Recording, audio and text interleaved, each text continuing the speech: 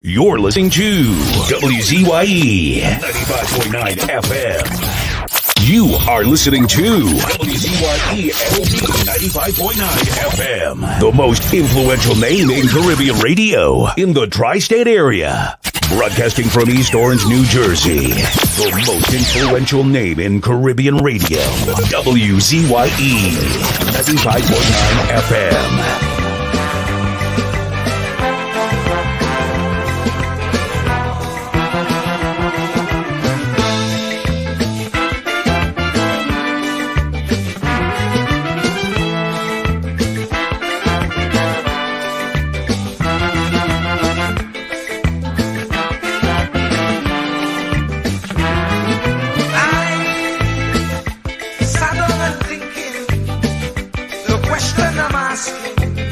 Is pharaoh still existing? As he before, resembling an Israelite, not being treated right, enslaved day and night. Oh, we just can't go on this way. We just can't go on this way. Please deliver us today. We just can't go on this way. We like the Israelites still in pain. We just can't.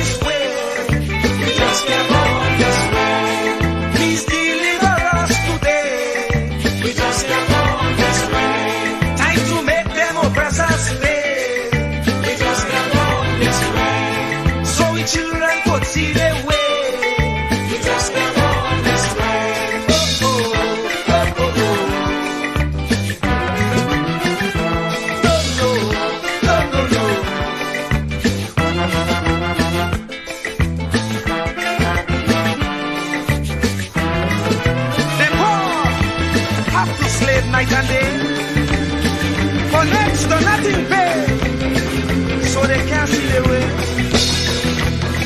We don't enjoy equal facility, like Pharaoh and company, brainwashing we say we free.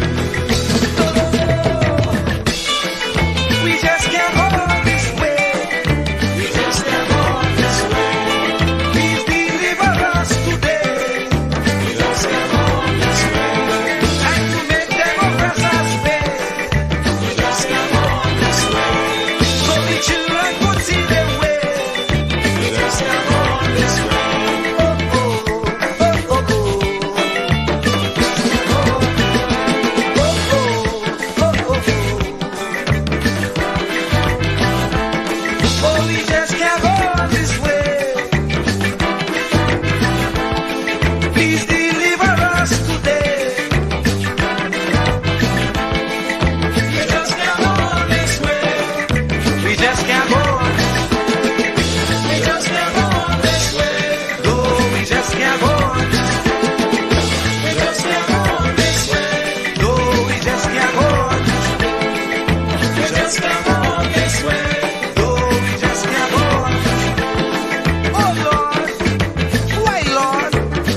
Suffer like this.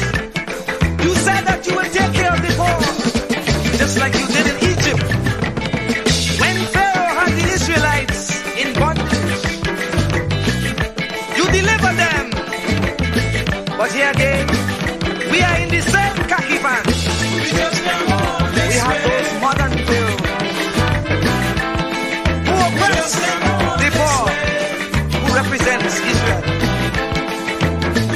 They confuse us with so much lie. Not even thinking that we will realize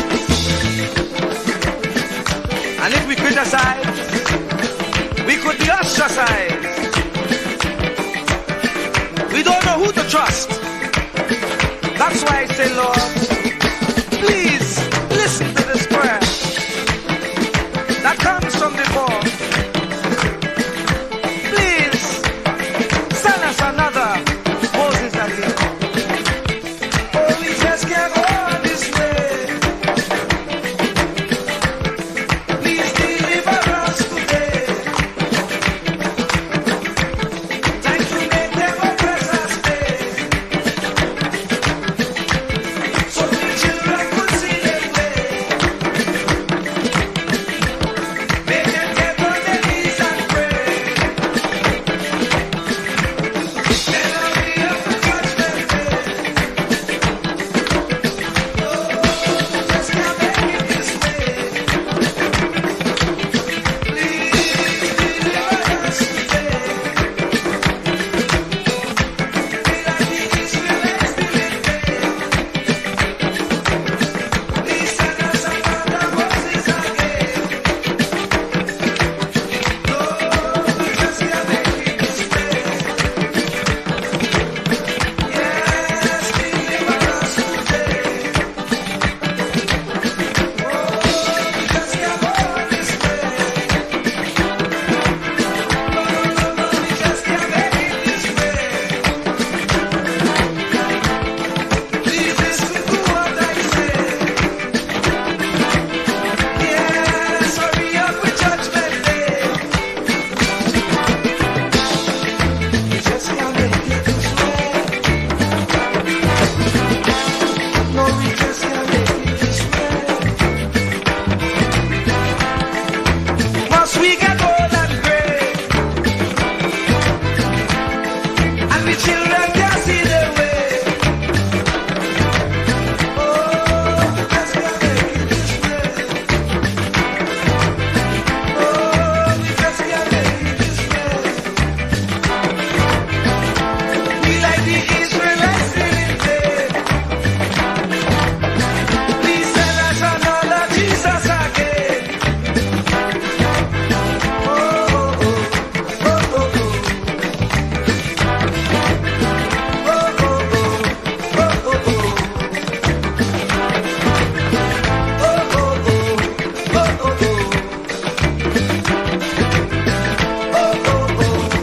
oh, oh. Oh, oh, oh, Lord, we just can't go this way. Lord, we just can't make it this way. No, no, no, no, we just can't go this way. Please hurry up with judgment day.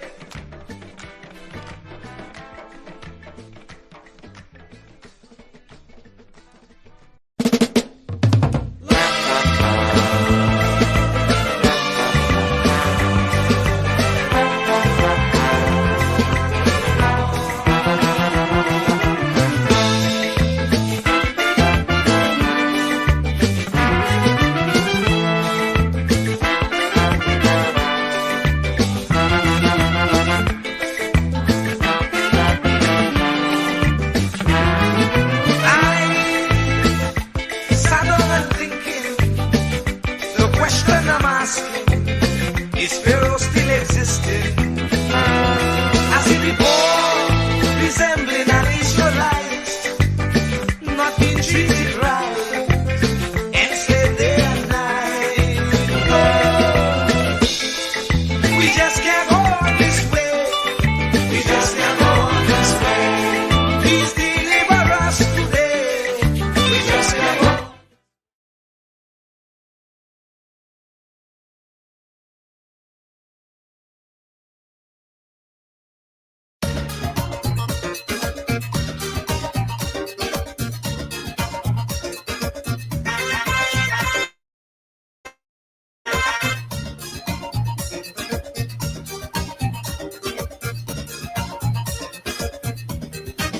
It was in a state they call Mississippi, playing some all fours, Donald and Hillary, talking about licks, Donald losing game after game. In this all fours, driving Donald insane. Suddenly, Donald Luck start turning around. Donald hang to jacks. He have 12 jobs, Hillary none. Donald partner try a thing and make a blind stand.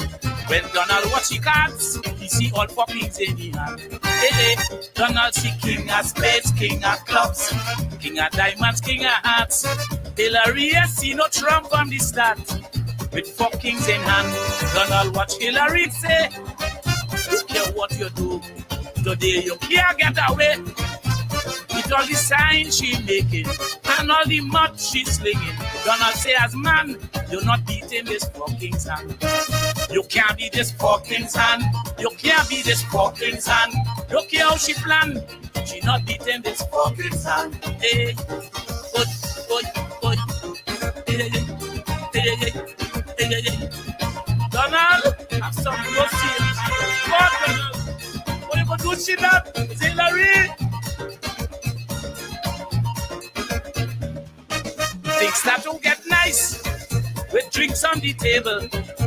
Donald kick a 6 and he get a double. Hillary throw 10, hoping that Donald take the bait. But Donald sat back and decided to wait. With one piece of Trump, Obama cut to make a play so that Hillary Jack could get away. But Donald read the setup and cross Trump instead. With four kings in hand, he was sure Hillary Jack dead. Donald king of spades, king of clubs, king of diamonds, king of hearts. Hillary see no Trump from the start. Don't care what you do, today you can't get away. With all the brag she bragging and all the mud she slinging, Donald say, "As man, you ain't beating this four king's hand. You can't be this four king's hand. You can't be this four king's hand. Look here how she plan. She not beating this four king's hand." Hey, oh yo yo, oh yo yo, oh yo yo, oh yo yo.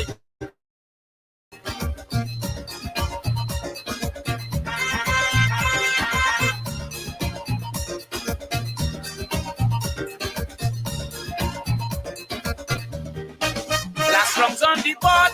If you see people lose the bet, with all the aces that remain in the deck, and Republic Donald, he was in the hot spot. Excitement was so, with the game coming to an end. Donald and she jack, she queen, she deuce and she 10. Victory was sublime for Donald. What an uproar! Donald went crazy, jump up and calling heroes of war. Donald see king of spades, king of clubs, king of diamonds, king of hearts. Hillary see no Trump from the start. With four kings in hand, Donald watch Hillary.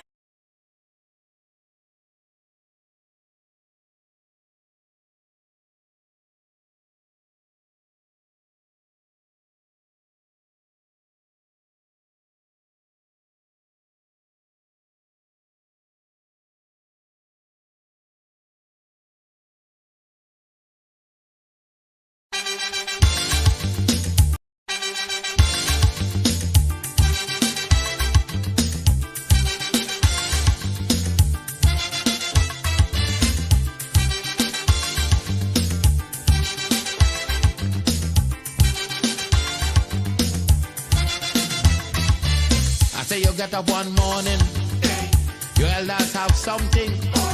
You don't know how they get it, but you want to use it. But if you ask them old people to get the things what they went through, ask them this any day, and your parents sure to say, black man have to keep on jamming, for black man to get a little something. Make up your mind, brother, that you're able to get a pulley and jam with the devil. Why? Black man have to keep on jamming, for black man to get a little something. Make up your mind, brother, that you're ready to swim offshore and hold your boat steady. Black man have to keep on jamming, for black man to get a little something. So when you're here, you get a little something. With that dragon eye, you keep watching, because I don't tell you already. Black man do get nothing easy.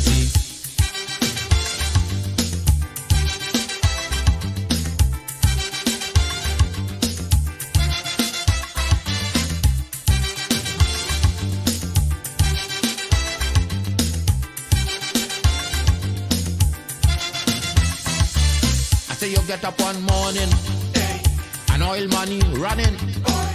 How it come you don't know, so that they care how the thing go. But if they read about Uriah, they wanna find out the pressure.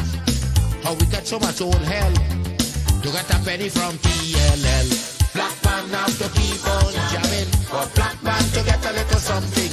You got to take up your own cash money, pay people for your own refinery. Black man have to keep on jamming, for black man to get a little something. Make up your mind to be a magician, to make money out of scrap iron. Black man have to keep on jamming, for black man to get a little something. So when you hear you get a little something, with that eagle eye you keep watching, because I don't tell you already, black man don't get nothing easy.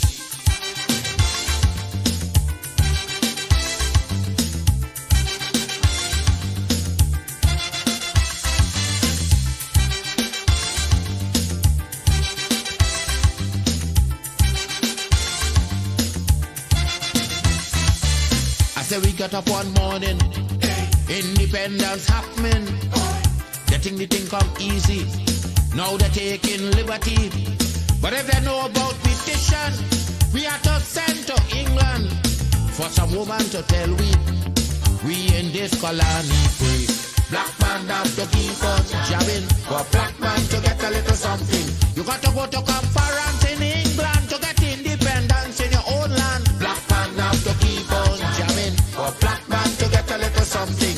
People hold you, humiliate you, turn on and sell you, and then they free you. Black man have to keep on jamming, for black man to get a little something. So when you hear you get a little something, with that dragon eye you keep watching, because I don't tell you already, black man don't get nothing easy.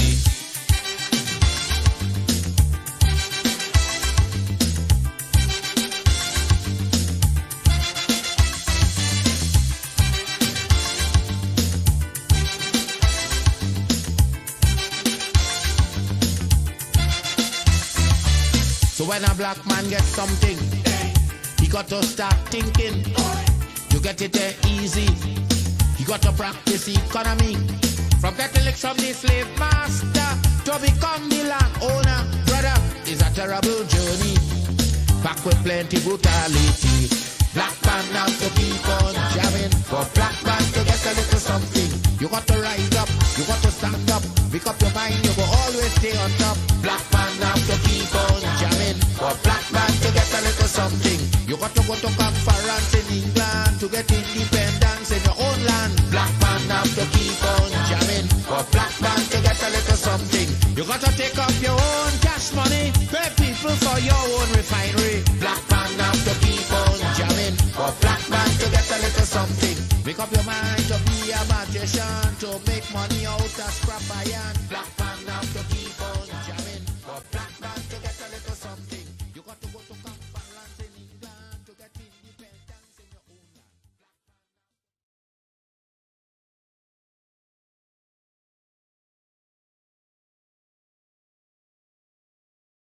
The whole of America start talking Spanish. Maduro, I hope you're listening. I'm talking to you too. To be the president of the USA, surely that could never be enough. I am stronger than Putin and Duterte, and you will know I am rough and tough. I am the man Russia helped to beat Hillary to win the US presidency, and I will get rid of all them Mexicans. That has been always my master plan. So I'm going to build that wall. I'm going to build that wall. Build that wall. Don't care if it's my downfall. Build that wall. I'm going to build that wall. Build that wall. And I want it real, real tall. I don't want no Mexicans. The Muslim plans I will foil. Is only who born here must live on this treasured soil. Build that wall. I'm going to build that wall. Build that wall. I am going to build that wall. Build that wall. I'm going to build that wall. Hey, hey, hey, hey.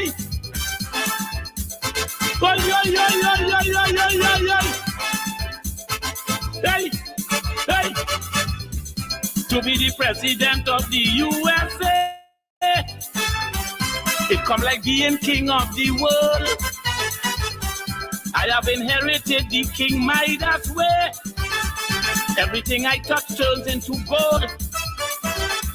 Here in the US, I went to the best school because I born with a super brain. And the whole world knows that I am not a fool. I will make America great again. Yeah! Build that wall. I'm going to build that wall. Build that wall. Don't care if it's my downfall.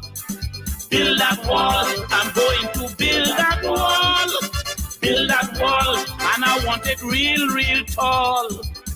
I don't want no Mexicans or the Muslim plans I will foil. It's only who born here must live on this treasured soil. Build that wall and book my downfall. Build that wall. I am going to build that wall. Build that wall. Don't care if it's my downfall. Hey. Build it. Build it. Hey, hey, hey, hey.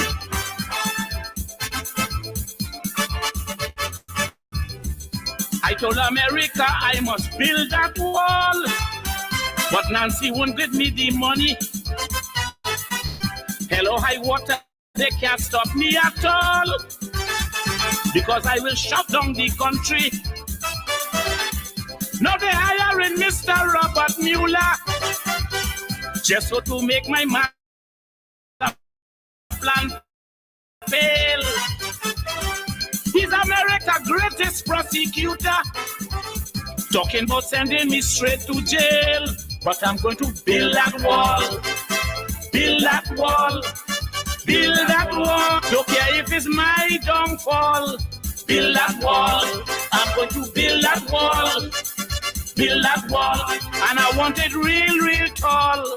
Build that wall. Build that wall. I'm going to build that wall. Even though it's my downfall. Build that wall. Hey, hey. Build that wall. Oh, oh. Build that wall. Hey, hey, hey. Oh, yo, yo, yo. Build that wall. Hey, hey. Hey, hey. Build that wall. I don't even want a plane to be able to fly over it on the wall high. I'm blocking everybody. Here is Americans alone. Too much outsiders coming here and doing nothing like Maduro. Habla inglés. Señor Trump quiere un muro.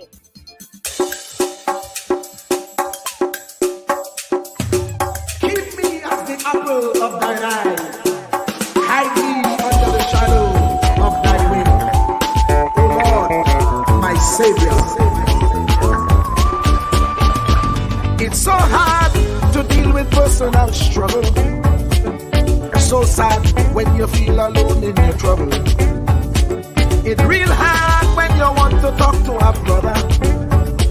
It's so bad because of how some look at you after. So Jesus, cover me while you fix it. Cover me while you fix it. Cover me while you fix it. Jesus, cover me. Cover me while you fix it. Cover me while you fix it. Cover me while you fix it. Jesus, cover me. Cover my head. Satan want me dead. Cover my back from human attack. So Jesus, cover me while you fix it. Cover me while you fix it. Jesus, cover me while you fix it. Jesus, cover me. People see you smile, but don't know the hurt that you're feeling. Even as God's child, at times your heart does be bleeding. Where can you go when you're really looking for healing? Who know how to flow when your soul needs some restoring?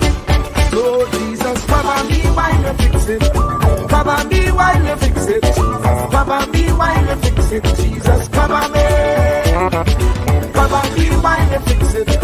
Cover me while you fix it. Cover me while you fix it. Jesus, cover me. Cover me home from evils unknown. Cover my feet so I'll never retreat.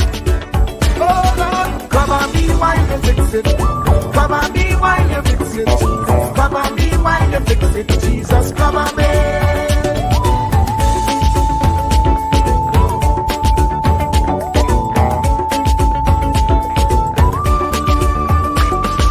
Cover my brother, cover my sister, them who under pressure.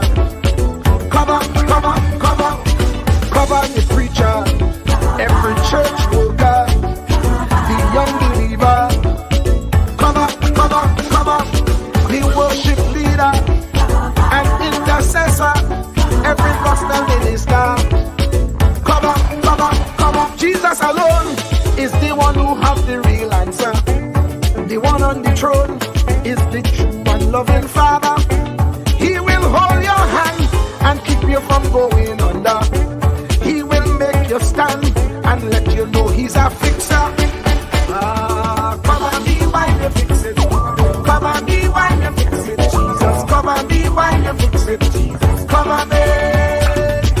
Cover me while you fix it. Cover me while you fix it. Cover me while you fix it. Jesus, cover me. Cover me mind. You know the struggle sometimes. Cover me mouth, that the wrong thing wouldn't come out. Oh Lord, cover me while you fix it. Cover me while you fix it. Cover me while you fix it. Jesus, cover me. Cover the Christian in the midst of aggression with the power of your right hand. Jesus, cover them helpless children. Jesus, defend them. Send help from heaven. Jesus, cover all them radio stations that blessing the nation. Grant divine protection. Jesus, cover me.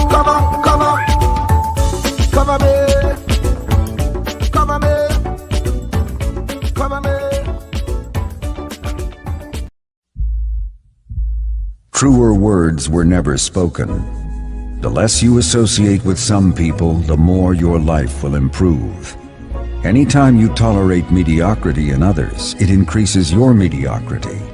An important attribute in successful people is their impatience with negative thinking and negative acting people. As you grow, your associates will change. Some of your friends will not want you to go on. They will want you to stay where they are. Friends that don't help you climb will want you to crawl. Your friends will stretch your vision or choke your dream. Those that don't increase you will eventually decrease you. Consider this. Never receive counsel from unproductive people.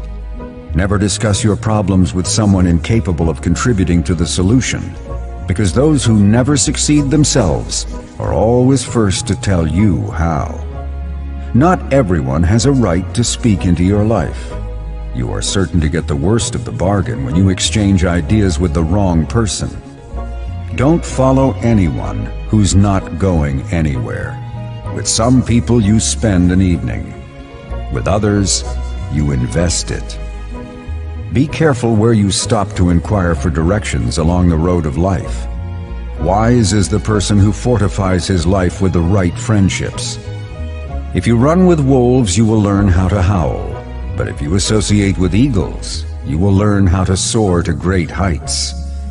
A mirror reflects a man's face, but what he is really like is shown by the kind of friends he chooses. The simple but true fact of life is that you become like those with whom you closely associate, for the good and the bad. Note, be not mistaken. This is applicable to family as well as friends. Yes, do love, appreciate, and be thankful for your family, for they will always be your family, no matter what. Just know that they are human first, and though they are family to you, they may be a friend to someone else and will fit somewhere in the criteria above. In prosperity, our friends know us. In adversity, we know our friends. Never make someone a priority when you are only an option for them. If you are going to achieve excellence in big things, you develop the habit in little matters. Excellence is not an exception. It is a prevailing attitude. Yes.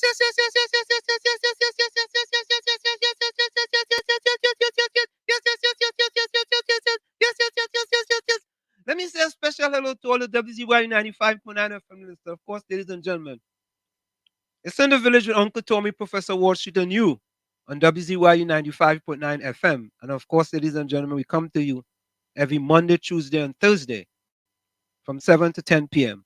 That's Monday, Tuesday, and Thursday from 7 to 10 p.m. And you know how we start the thing? It have our place, WZYE, where they treat you like friends and family. So if you're looking for a place to belong, going WZYE, you could come along. If you have haste, do come with me. We do have dad on WZYE, Santa Meditate. And of course, that is the one and only Dr. Love himself, Rani Muhammad. Yeah, he penned something for us. It was good. So we play that all the time. Yeah, we make you proud. Pen something for us and we play it. We like it, we play it. We like it, we play it. And of course, ladies and gentlemen, I always say, it doesn't matter what color t-shirt you wear. You have on a purple t-shirt, a pink t-shirt, a salmon t-shirt, a burgundy t-shirt. You're welcome in the village on WZY 95.9 FM. Doesn't matter what planet you're from Mazatanians, Xenoranians, Sonoranians. Each and everyone is welcome in the village on WZYE 95.9 FM. And let me bring in the man himself, the man from the country, some people say. He could be a country bookie. He could be from a place that has a bell in it.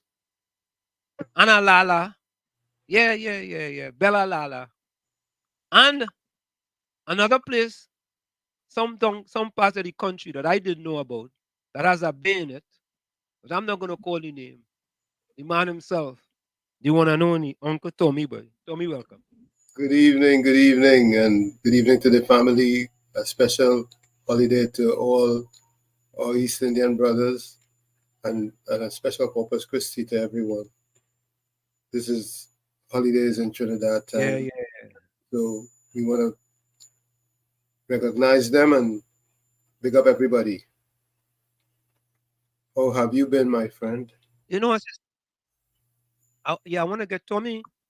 Where does Trinidad and Tobago stand as far as the most public holidays in the world?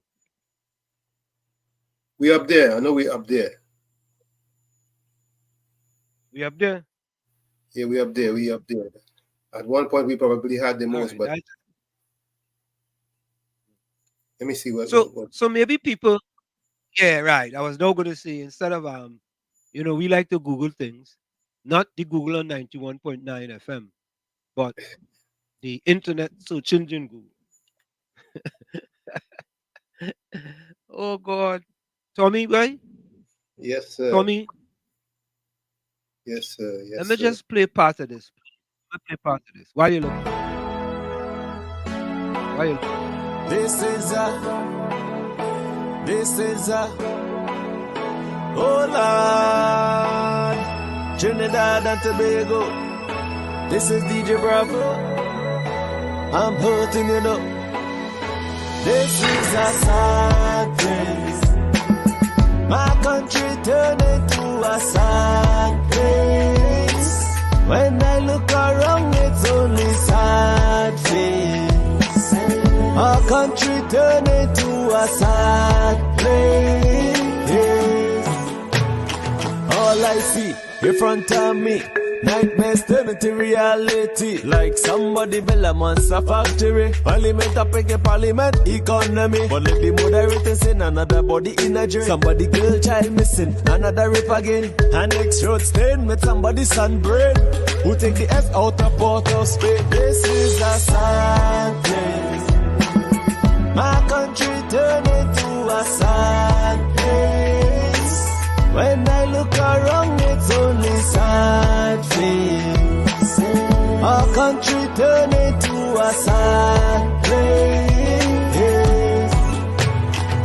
Now with the love, with the vibes, with the hope. Now tell me something, how we really want we cope. When the children breathing in too much gun smoke. And the Coast Guard can never see a boat. Yes, I'm like some goats when they come looking for votes. Sit to empty promises, reading like a horoscope. Justice for sale in a fat envelope.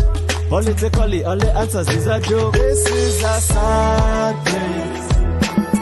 My country turned into a sad place. When I look around, it's only sad face. Our country turned into a sad place.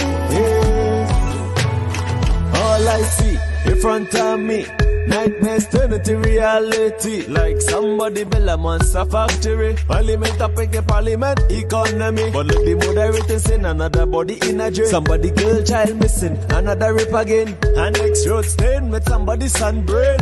Who take the S out of Port of Spain? This is a sad place. My country turned into a sad place.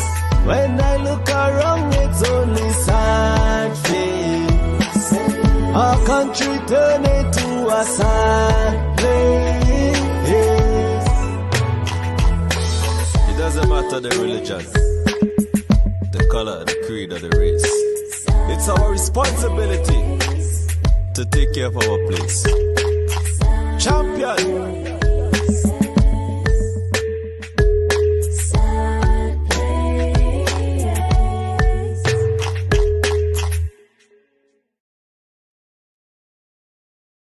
Oh yeah. Tommy, my wife just got upset with me when I play that song.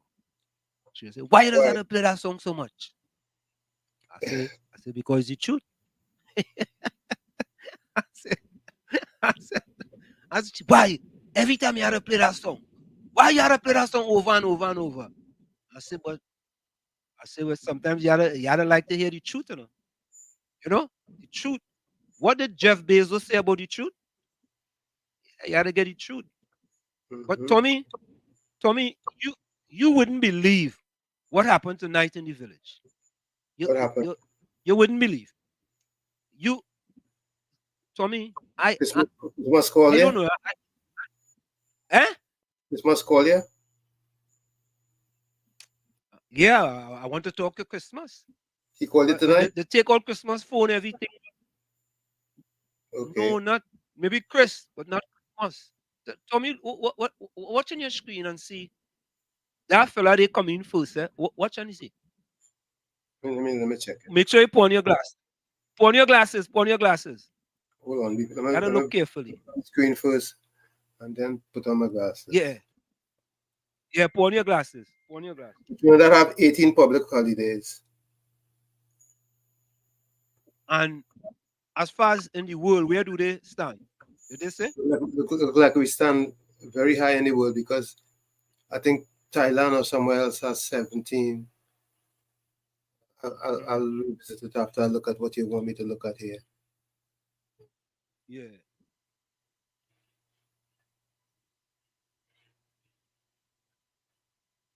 Mean Gene. Wait. Am I seeing right? That's why I tell you, put on your glasses.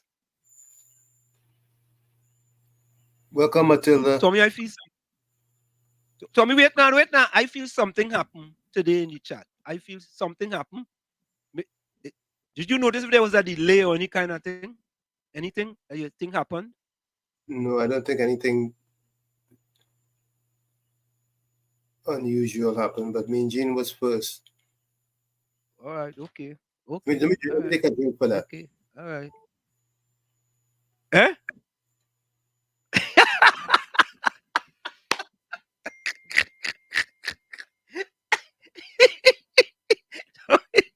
Wait, one sip, Tommy. You take two? Yeah, boy. Two sips? I had a drink. I'll take a drink. Oh God, boy. I better take a drink too, boy. Let me take a drink too. I go take a drink too. Take a drink. Let me take a drink. You're supposed to do this on here. If Tommy could take a drink, I taking a drink too. He drove me to drinking. But I follow in your footsteps. And I pick up as Christy. Let me take a next one. Yeah, boy. Yeah. Heck with me, boy. Tommy, that the first time to see me drink on here. And it's your fault, Tommy. Oh It's your well. fault. What else? What worse could happen? Uh, Tell me. I know. I I know want you. anyway. I'm sure. Well, one thing, you wouldn't be charged for sedition for that. Oh, Tommy, I go take a next drink for that one too. Let me take a next one for that one. I go take another one for that. Yeah, yeah. One more. Yeah, Yeah. boy. No. Yeah. No, I'm you ready can for them work. tonight. I'm ready to work tonight. Tonight gonna be the night, boy. Yeah? And I'm behaving myself, eh? I'm not gonna have a seditious attitude. Not tonight. Not tonight. Yeah? Anyway, so a person by the name of Mean Gene Julian was first. Yeah? Tommy had to put on his spectacles to see the name. Matilda, welcome. Matilda, you leave Canada and go Grenada. Matilda. Matilda says, good afternoon, Uncle Tommy Wall Street and viewers. Have a safe holiday. You all, God bless. Thank you very much. Same to you, Renwick, Matilda. boy. Renwick out that sweet Tobago, boy. Hey. Oh, look, we friend Tommy. Marcia Brave, boy. Marcia Hey, Brave, boy. Marcia, welcome. Yeah, Marcia with your night you sweet could join stuff. us. I like Yeah, Marcia. Eh? I like Yeah, Marcia. watch yourself, you know. Be careful, you know. There's other people in the chat, you know. I would Wayne be. here, would good evening. Be careful. Yeah, be careful. Be very careful. Joan, welcome, Joan. I think Joan from Brooklyn, boy. Joan from Brooklyn. Patricia, pleasant good evening to Professor Walshett and Uncle Tom and everyone locked on. Yeah, welcome to you. Hey, Tommy, look, your partner respond, yes, but you have your phone tonight, boy. You responding quickly, you know. It's going to be a great night tonight if both of you don't choke. Read it, Tommy. You read it. Read it. Let me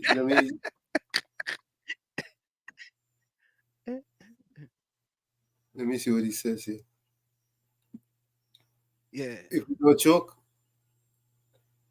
Yeah. You want me to choke. Okay. You want me to choke. You understand? I don't know why Imagine that. I don't know why we should choke. I don't know why the man want me to choke. All of a sudden. We get the man a compliment, Tommy, and he want me to choke. All right. Enjoy, welcome. But anyway, folks, other than the government making a serious blunder, Tommy, I want to say this before we get to Donald Trump. Tommy, in my estimation, when I in Snake Valley, we had the post office was in Blundell, Lavantel, Blundell. Okay. Right? This what the government, Fitzgerald Hines, and the TTPS did was the biggest blunder of all blunders. And Tommy, you know what's sad, boy? You know what's sad? PNM people, trying to defend this by any means necessary. Trinidad Margo, good night. Trying to defend it, boy. Tommy, in my estimation, Christmas list did something in 2 weeks. The government of Trinidad and Tobago and the TTPS couldn't do in 9 years. Let me repeat that. But you have to choose your words because I don't know if it's couldn't or can't. Anyway, go ahead. Repeat that. Can't. They couldn't. All right, let me repeat it. A resident from Canada, a citizen of Canada, came to Trinidad. You know, Tommy, it's funny, eh? It seemed like if we are a 10th world country, you know, Seriously. A man came to Trinidad and he exposed something that the police couldn't do. The Minister of National Security, who was in charge, couldn't even give an innovative idea to do. The Prime Minister of Trinidad and Tobago, where the buck stops with him because he's the leader, right? And the criminals with the guns wasn't arrested, or not, Tommy? Who was arrested, Tommy? Who? The one with the camera. Can you imagine that? I'm saying the government, yeah, because the TTPS takes instruction from the government. I'm saying it plain talk, bad manners. The TTPS couldn't even go and arrest one of them fellas who had a gun, but they arrest the fella with the camera. That is the best they could do, boy. That's why they have to be a 10th world country. They can't even be a 3rd world country. Yeah, Capitan. You have that right. Can you imagine the next 5 years of that? Tommy? Can you imagine that? Oh, God, Tommy. I feel sorry for Trinidad and Tobago. And, Tommy, the best thing they could come up with is to charge him with sedition. Mm-hmm. Tommy, I missed something. What did I miss? Tell me what I missed. I don't know what it is, but something smells. Tommy, you know the guy from Germany is walking across Tobago now? How come they not arrest him yet? You know he's walking across Tobago now, right? And he arrested, yes. You remember Coco Boy came into Lavantil and he went up in Canada? Yep. How come Coco Boy wasn't arrested? How come? He didn't upstage anybody. Oh, okay. All right. He didn't pose with nobody. They say he posed with them fellas that are with guns. He wasn't supposed to do that. Okay. Oh, all right. Ali Trini, welcome. Marcus Guy, good night. Capitan say he have a work permit. The German fella have a work permit. You know, Tommy, I was speaking to a person today, my family, I'm not going to call my family name. But my family is a PNM. My family supports the PNM. And my family trying to convince me that when you come to Trinidad, you're supposed to declare everything that you're going to do. Right? So, for example, if I go to Trinidad for a holiday, I'm here for a vacation, I'm supposed to tell them, well, you know what? They haven't tracked me in Hazy Crawford Stadium. I might go and videotape that, you know. You have to declare that. You know, they haven't a cricket match in the Queen's Park Oval. I might go and videotape that, you know. I have to declare that. So I have to declare things I don't know that I'm going to do.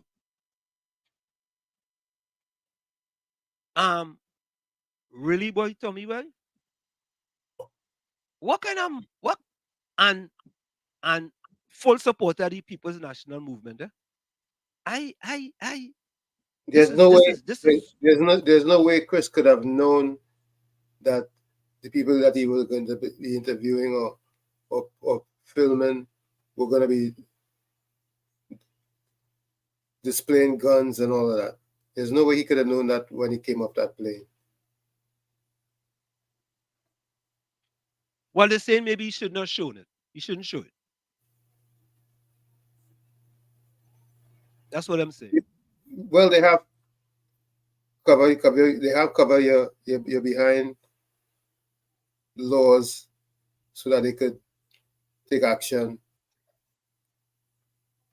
And they have that in place so that they could really exercise some police state heavy-handed tactics. That's all I have to say about that. They have that in place. They cover their behind so that they can, get heavy-handed if they need to.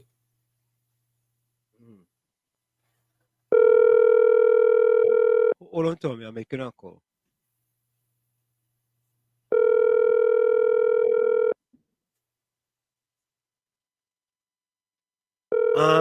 His family also sent a message to her. A reading message. Mm-hmm.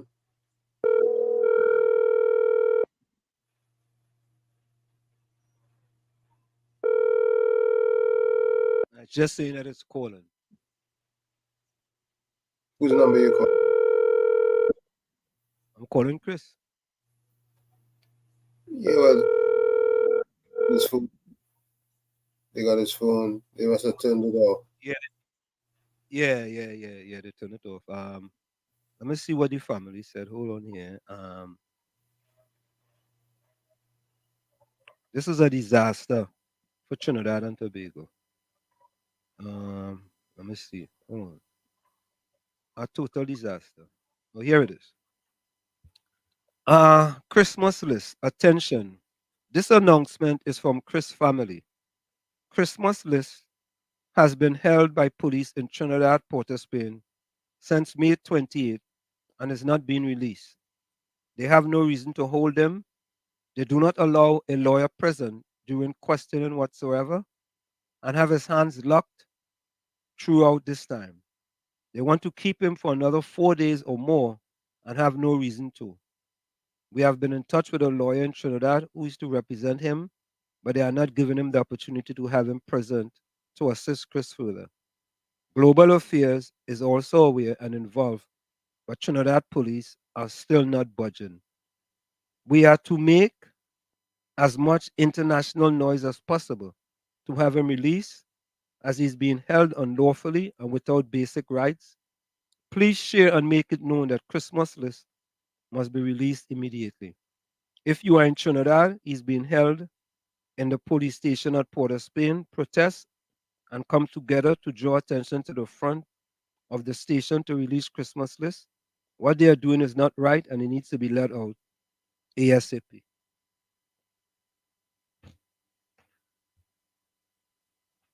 You know, Tommy, it's our bloggers all over the world. It's our bloggers all over the world, have taken this up, as far as Africa, You know? I mean, all right, so let's go. Okay, we have a guest coming up. I wanted to go to the first. Let me go to the first video here. Quickly. And we have some I have an editorial too, yes. I don't even know if we will get to that. Okay. So I want to play this editorial here.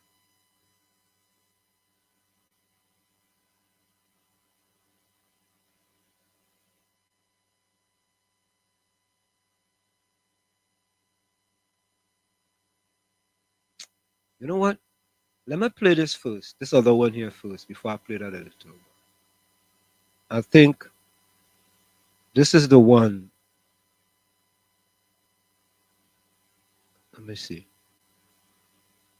That is 9 minutes. You're not going to have enough time to play that. Let me play this one then. Let me play this editorial.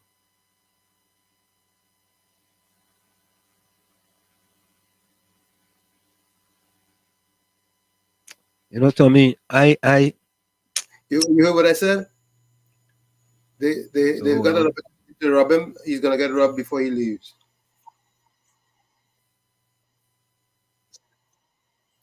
Say that again. The system has an opportunity to take some money from him, and they're gonna take some money from him, and he's gonna leave after that. But he's gonna have his day in court on Monday, where they're gonna lay out their course of action. So Tommy, I think Banmeha has a good question, Where is the Trinidadian opposition on this issue? Exactly. I think that's a great point. That's a great point, Banmeha. You see, why is the opposition so quiet on this? Nobody's gonna be upset because we're gonna make our money. Trinidad's gonna make our money because he's gonna be charged. Either he does the jail time or he pays the fine. So at the end of the day, they're gonna eat the food off of what he's doing. But don't you think he might sue the country too? He might sue the government of Trinidad and Tobago and the TTPS? I don't know what sue, but they have Hmm? they have they have cover here behind clauses in place where they're gonna whatever they're gonna do, they're gonna get away with it. There's no question about it. But at the end of the day, he's gonna Yeah. pay some money. They're Mr. gonna Florida, welcome. Good night, Mr. Ansem. Good night, Hold Mr. on, Tommy. Tommy. Tommy, hold on. Go ahead, Mr. Florida. So, Mr. Ansem, good night again to you and good night to Mr. Tommy. So good night. this is the thing, the street thing I get from this. One, Trinidad is a dictator country. Two, I feel the government feel Christmas list. Somebody talk behind the cameras and let him expose who's the people and who's the big fish. So they feel he had evidence in the camera and recorded, right? And three is he exposed the country for the lack of governance. And this is the next point too. Banya, the reason why you're not hearing the opposition ask Russia and Paris and them, and they want to fight for internal in a time like this. When instead of the opposition had to fight internally, they're supposed to be facing what is the structure and the PNM doing. So I love to understand Mr. Hansman, Mr. Tom. Thank you very much. So, um, Capitan say, "Come not busy for Indian arrival day." Now this is interesting, right? I don't know. Sat Mirage went to the Privy Council for seditious charges. What was the outcome, Capitan? You remember that, Tommy? Not clear. Banmeha literally wants to know what the opposition can do. Um, let me ask that question. Did Sat Mirage go before? How could he go before? Maybe he lost the case in Trinidad and they took it to the Privy Council. Could that be it, Tommy? I'm not clear. Marcia, if you're listening, if you're there, chime in and let us know what the information is, because I know you have a wealth of information. Go before the Privy Council for seditious charge. And what was the outcome? What was the outcome?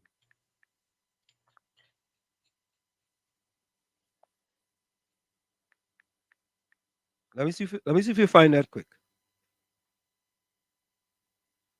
At the end of the day, No, all I have to say is that Chris is gonna get robbed. He's gonna get what? Robbed. You're gonna have to spend some money. First he have to spend on a lawyer. Then he's gonna be fined heavily. That is true. No. There is a certain amount you could only find. I think it's up to 30,000 or something like that. Yeah, up to 30,000. So hey, There's 30,000. something to that effect. Yeah, it's 30,000. I think I read that somewhere. Today 30,000, right? Yeah, I read that. I reviewed that too. It's 30,000. So he's gonna get But robbed. Tommy, you know what's even worse? What's worse?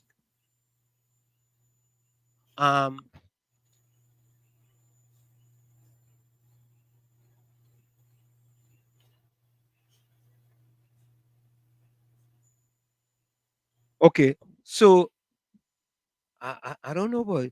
Sat Mirage, and we're gonna go for the break right after this. Did go before the Privy Council in a case related to the Sedition Act 1920 in Trinidad and Tobago. The Privy Council upheld the constitutionality of the act in October 2023.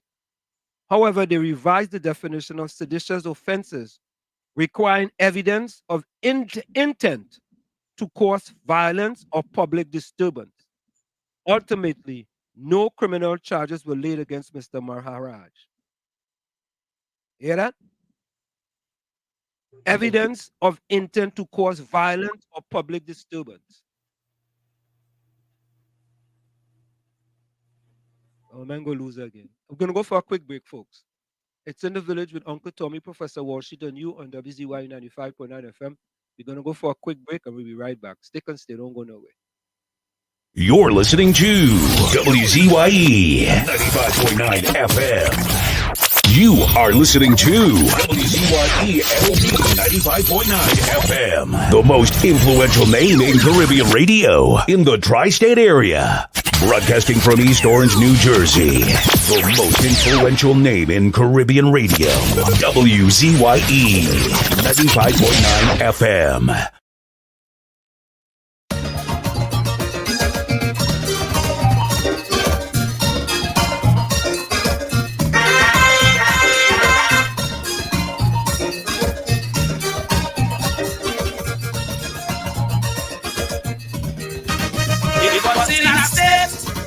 They call Mississippi, leads on force, Donald and Hillary. Talking about licks, Donald losing game after game. It is all force, driving Donald insane. Suddenly, Donald looks around. Donald asks to just, he have 12 jobs, Hillary none. Donald try a thing and make a blind stand. When Donald watch the cards, he see all four kings in the hand. Hey, Donald see king of spades, king of clubs, king of diamonds, king of hearts. Hillary see no trump from the start. With four kings in hand, Donald watch Hillary and say, don't care what you do, today you can't get away. With all the signs she making and all the mud she's slinging, Donald say, as man, you're not beating this four king's hand. You can't be this four king's hand. You can't be this four king's hand. Look here how she plan. She not beating this four king's hand. Hey, oi. Hey. Donald, have some mercy. God, Donald. What you gonna do, she that? It's Hillary. Things that don't get nice with drinks on the table. Donald kick a 6 and he get a double. Hillary throw 10, hoping that Donald take the bait. But Donald sat back and decided to wait. With one piece of trump, Obama cut to make a play so that Hillary Jack could get away. But Donald read the setup and cross Trump instead. With four kings in hand, he was sure Hillary Jack dead. Donald see king of spades, king of clubs, king of diamonds, king of hearts. Hillary see no Trump from the start. With four kings in hand, Donald watch Hillary and say, don't care what you do, today you can't get away. With all the brag she bragging and all the mud she slinging, Donald say, as man, you ain't beating this four king's hand. You can't be this four king's hand. You can't be this four king's hand. Look here how she plan. She not beating this four king's hand. Hey,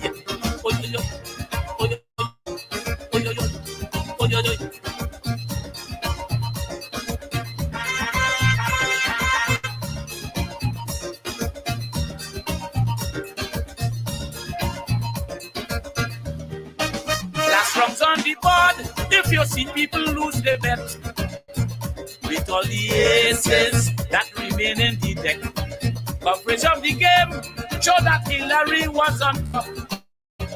And Republic Donald, he was in the hot spot. Excitement was so, with the game coming to an end. Donald hang she jack, she queen, she deuce and she 10. Victory was sublime for Donald. What an uproar. Donald went crazy, jump up and balling. Heroes of war. Donald see king of spades, king of clubs, king of diamonds, king of hearts. Hillary see no Trump from the start. With four kings in hand, Donald watch Hillary and say, don't care how you do, today you can't get away. the mud she's slinging. Gonna say as man, you ain't beating this fucking son. You can't be this fucking son. You can't be this fucking son. Look at how she plan. She not beating this fucking son. You are able to be. I could show Obama how to run a country. They're able with me. So you show Russia, I'm going to teach them a lesson. Fucking son. Fucking son. I could show Obama how to run a country. Fucking son. Fucking son. Russia, I'm going to teach them a lesson.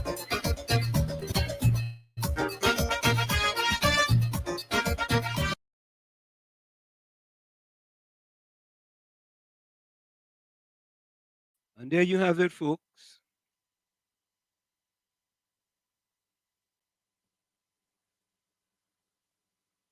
Professor Wall Street and Uncle Tommy.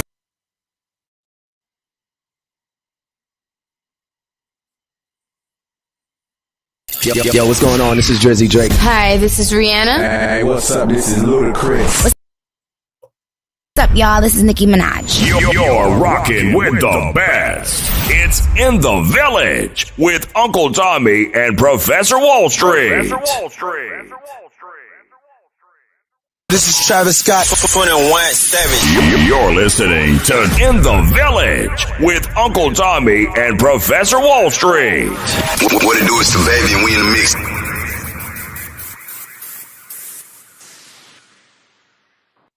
What's up? It's your boy Usher. What's up, y'all? This is Beyonce. It's your boy Chris Brown right here. Playing nothing but the best. It's In the Village with Uncle Tommy and Professor Wall Street.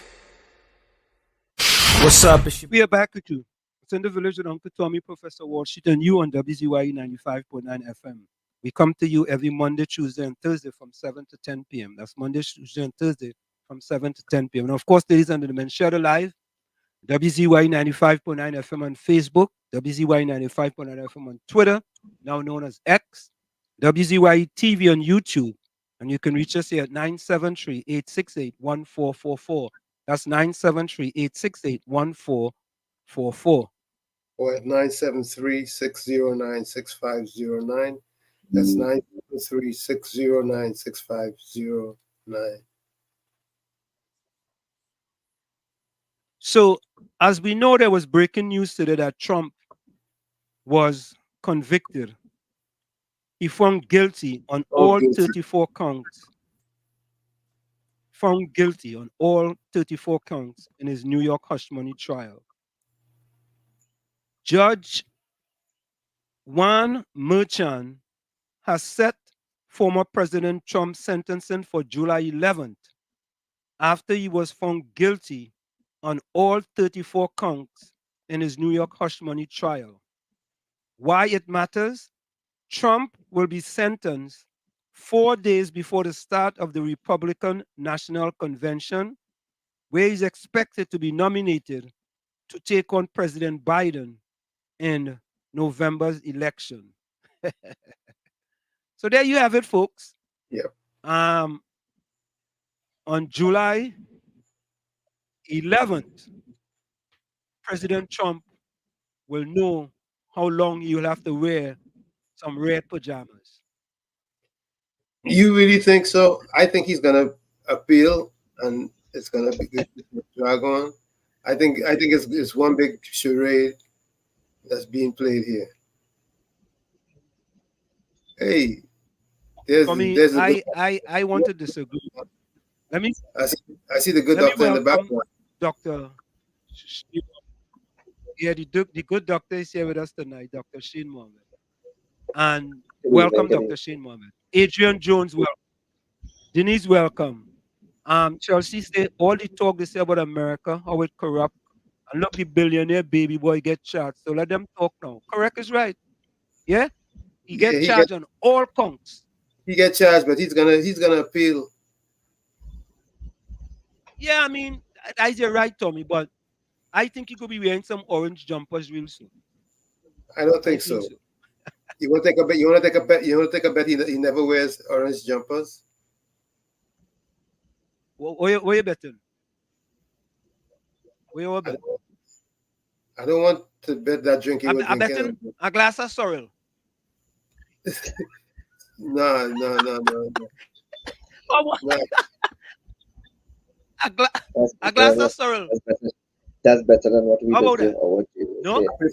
I prefer apple juice.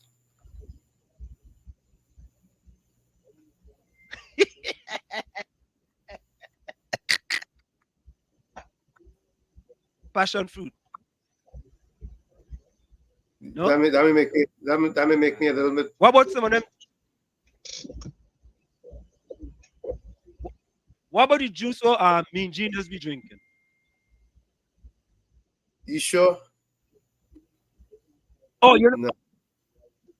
Yeah. When you have it in his left hand, his left hand you just have one type of juice, and his right hand you just have a different type. But hey, Tommy, before we go on, Mr. Ford, Mr. Ansel, if you lose, you have to make aloe pie. You can't make no aloe pie, but you make that. You know that. Oh yes, make that. What are some things? Last week just from aloe was. What are some from things, Ansel? Yeah, boy, the internet messing up. Oh, you just make aloe pie. You don't have to worry about making the aloo pie. Just order some from my things. You hear me? Yeah, internet going in and out. Who was Sakuraj's lawyer in the sedition case? CPT asked him. Yeah, I don't know. who was that? I don't. Let me check. I think it was Anand Ramlogan. Yeah. Hey, did we ever take a case to the Privy Council and lose with regards to sedition? If you know, you remember? If we took a matter to the I look up. Lost. Yeah, I look up. I won with Sat Miraj. They took it, and then they changed. You know, hold on. Then they changed it. Hold on. Let me see if I still have it here. Let me see if I still have it. Nah, it's gone. Oh, here it is. Satnarayan Maharaj did go before the Privy Council in a case related to the Sedition Act 1920 in Trinidad and Tobago. The Privy Council upheld the constitutionality of the act in October 2023. However, they revised the definition of seditious offense, requiring evidence of intent to cause violence or public disturbance. Ultimately, no criminal charges were laid against Mr. Maharaj. So, if we have precedent, why the this incompetent? I know I will leave it right there. So Dr. Mohammed, we have this situation just happened with Christmas list. I know we wanted to talk about the internal election in TPP. We also wanted to talk about the internal election in the UNC. But you know, things has changed quickly in Trinidad and Tobago. Things has changed every minute. Ramesh represented him? Ramesh. Okay. All right. So they did. The names you may be familiar with. Like they were saying Dinesh Rambali, Kyle Taklasi. Oh, they were part of that too? Yeah, they were part of the team that's represented him, supporting Ramesh Lawrence Maharaj. Okay, so the government will lose our next case then. That what it sounds Well, like? Ramesh, no. The in this matter, the Attorney General, the Privy Council, sided with the Attorney General. But and Satmaraj was charged for anything? No, Satmaraj was dead. But yeah, he was charged. But he wasn't charged. No, he wasn't charged. He wasn't charged. I don't understand. He was not charged. Yeah, but right. So if he wasn't charged, what is the sense for the case? He took them to court to challenge the Sedition Act. Okay. And he lost and he in lost the Privy Council. in the Privy Council, delivering a judgment on October 12th. 5 law lords of the United Kingdom-based Privy Council dismissed the appeal from Maharaj's son, who took on the matter after his father passed in 2019. In the appeal, Maharaj's son claimed that 3 Court of Appeal judges got it wrong in 2021 when they overturned High Court Judge Frank C. Prasad's decision to strike down aspects of the legislation which he ruled were unconstitutional.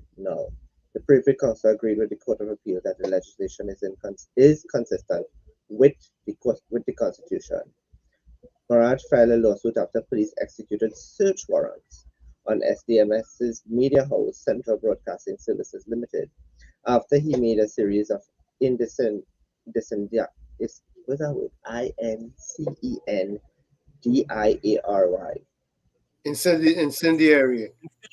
Incendiary. statements on his Mahasabha Strikes Back program on April 15, 2019. Maharaj had claimed that citizens living in Tobago are lazy and labeled them as rapists. While no criminal charges were eventually brought against him or the CBSL, he suggested that such was inevitable while addressing supporters during an Indian Rifle Day celebrations in 2019. The state's team was led by Fayad Hussain, Senior Counsel, and Rashid Das, Senior Counsel.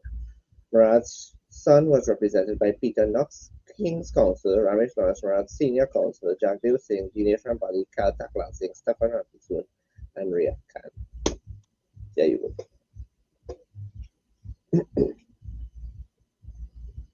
Your internet going in and out. I don't understand. Well, we had a lot of rain here, so I don't understand. I don't know. It's probably why we're going. Yeah.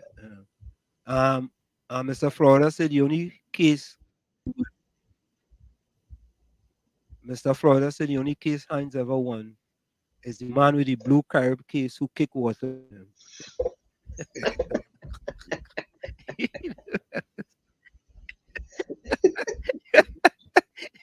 What I'm trying to figure out from the press release, though, I'm trying to figure out from the press release from the police service, what did he say, though, that was so bad that caused them to go after him for sedition?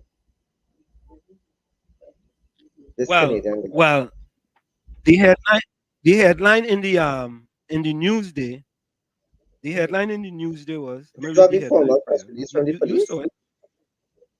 Do you have the formal press release from the police? Let me send it out. Let me see. Yeah, send it to me. Let me see if I have it here. Let me see. Hold on. Let me try here and see. Let me see. The DPP did say this to charge him. It says the investigation. The DPP said to charge him? Yeah. I got it. You got it? Right. For allegedly posted videos featuring individuals professing to be gang members, advocating criminal activities, and using threatening language.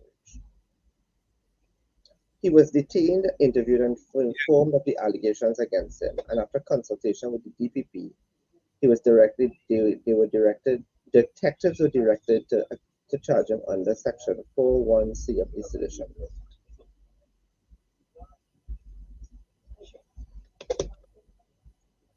Okay. So what they are saying is that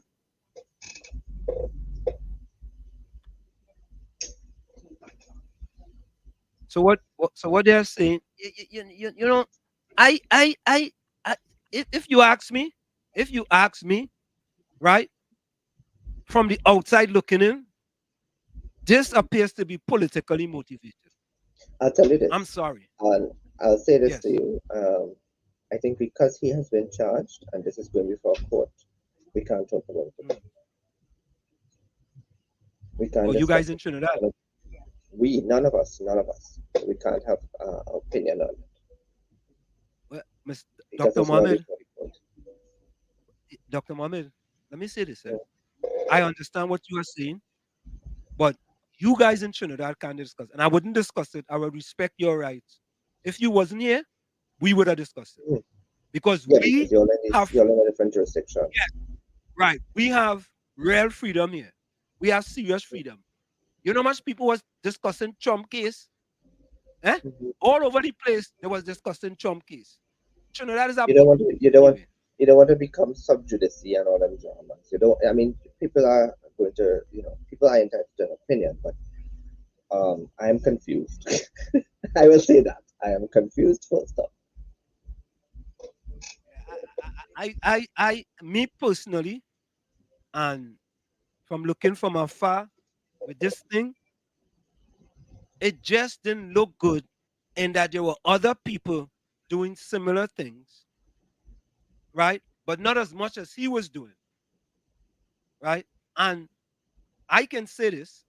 This is my opinion now. Um,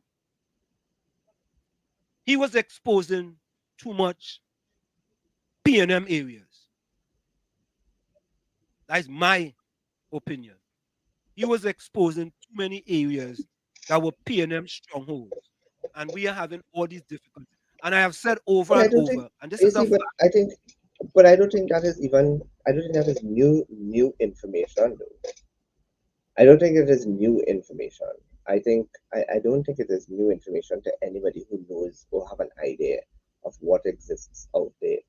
But beyond it being a PNM, whether it's PNM constituency or what, I mean, there's a lot of gangs in Chabonas East and that's UNC, right? Um, but But there's more in P&M strongholds. I will say, because I am from Lavantil, okay? And I've said this, Dr. Mawid, over and over. There are three constituencies that have never forsaken the P&M. San Filametta East, Fernando West, East, and San Fernando East. right. And then we have East and West, Lavantil and Yeah, Mova. Never forsaken the P&M. yeah. And in my estimation, it's two of the most dilapidated communities. There are others, but I'm talking about the communities who have never forsaken the PNM and have voted for the PNM even when they lost 33-3. Look at San Fernando East now, what it is like. Go and look at Mova Lavantil East and Lavantil West. And in my estimation, things were being exposed and it wasn't looking good. And as a matter of fact, this situation you have now gone global, because it have YouTubers all the way in Africa putting out YouTube now, all of them, all over the place. And uh, uh, um, I noticed that they say that they had to remove, they have him remove all his YouTube videos. You know, There were that what just the does, YouTube videos that they made him remove his videos that are on yeah, Trinidad and Tobago. yes, on from his YouTube page. Yeah, but the two pages are already out of So the tube. thank you very much. I mean, in this day and age, when you put out a video, 2 seconds after the video put out, people download it and save it just in case. You can't control that. But They download it and save it just in case. there was an article written last week, actually, a regional article, a regional report article, which stated that there's concerns by Caribbean governments about the network that is developing as it pertains to Caribbean gangs, and that is a direct threat to Caribbean economies as it pertains to tourism. And I What? agree. Wait, Mhm. wait, wait, wait, wait, wait, wait, wait, wait. Listen. If you are talking about tourism in your country, first of all, Trinidad shouldn't talk about tourism because they had four CEOs of the tourism corporation in the last 4 years. The last one just resigned a day ago. Four in the last 4 years. Four of them, right? So Trinidad and Tobago shouldn't be talking about tourism. Them tourism is not a word for Trinidad and Tobago. Well, I Tobago, mean, if you Tobago, have four, well, maybe I should say Trinidad, Tom, you're correct, and leave out Tobago. Maybe I should. Did you know the Dr. Mohammed? Did you know that the last person for the tourism board, over, she resigned a day ago? Color Cupid. Yeah, she resigned. Let me get the article for you. I'll get it for you. She resigned. Let me see if I get it Probably, here. probably going on to greener pastures. I'm glad for she. Let me see. Here we go. Here we go. Here it is. Here it is.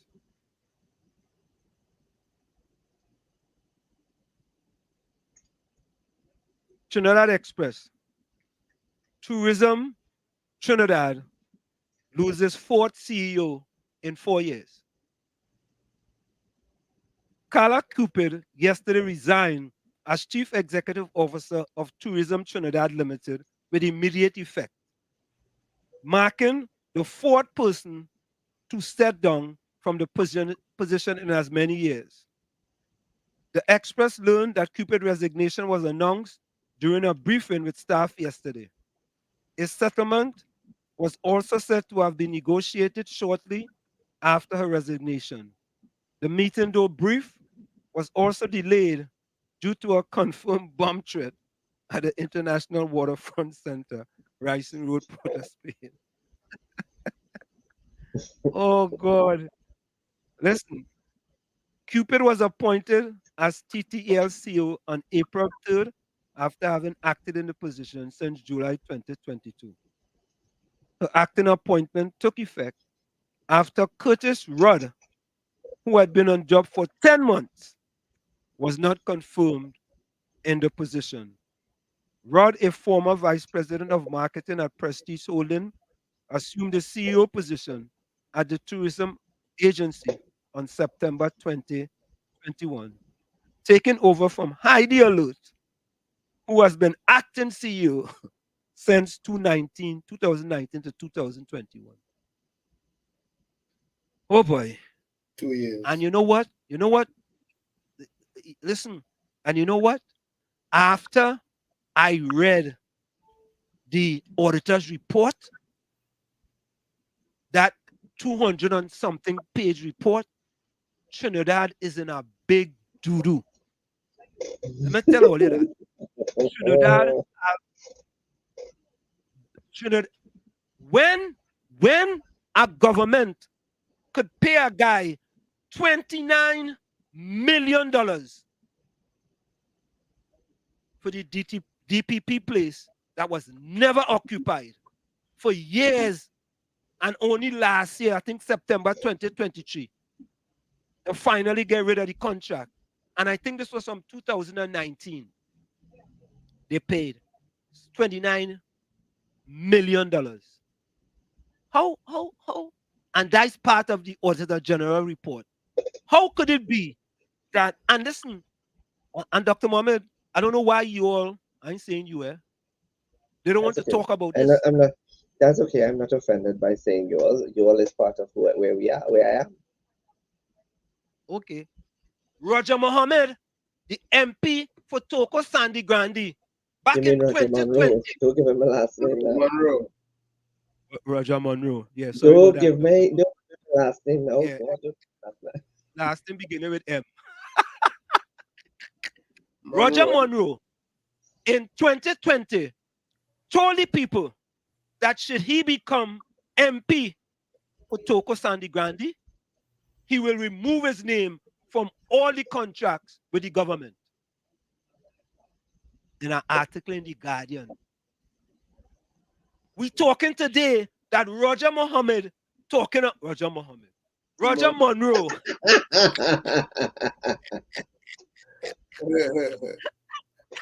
Mohammed, I'm putting you in trouble. Hey, is the drink, is that tea, you know, Tommy? Is the tea? Yeah. So, and Dr. Mohammed, this is part of the problem that we have. He said he would recuse himself, so to speak, remove himself from any of those contracts that they had with the government. He said that in the article in 2020 in The Guardian. And today we're talking about He do You, nothing wrong. people who wish to be elected will sing a lot of sweet nothings in people's ear and get them to vote for them. And then when they reach into office, they realize, wait a minute, me ain't going to be no minister. I am only going to be a member of parliament. And therefore, my salary is not going to be up in the ranking of ministerial portfolios. So let me keep my rent and stay quiet and push the government's agenda. Everybody in Trinidad and Tobago, everybody. I challenge anybody. Right now, there's a group of people who want to be leaders or who are professing themselves to be leaders, and everything is in what is in it for me. That's why they want power. What is in it for me? You know what we call And it in that is, America? In America, we call that whiff him. Whiff him. What's in it for me? Go ahead. yeah. And therefore, I I am of the belief that we must ask ourselves, um, when we go into vote next round, uh, what is in it for us as citizens? And what is in it for us as citizens must be fairly articulated and understandable for everybody. You know, Dr. Mohammed, I know you're going to be surprised to hear this. I am getting to the point where I want anything but this RPNM government. And that's a dangerous statement, because anything But could that very well, it is sad. anything, But it's anytime sad. you reach, good night, everybody. Listen to me. The minute you get to if, I will take anything. Yeah.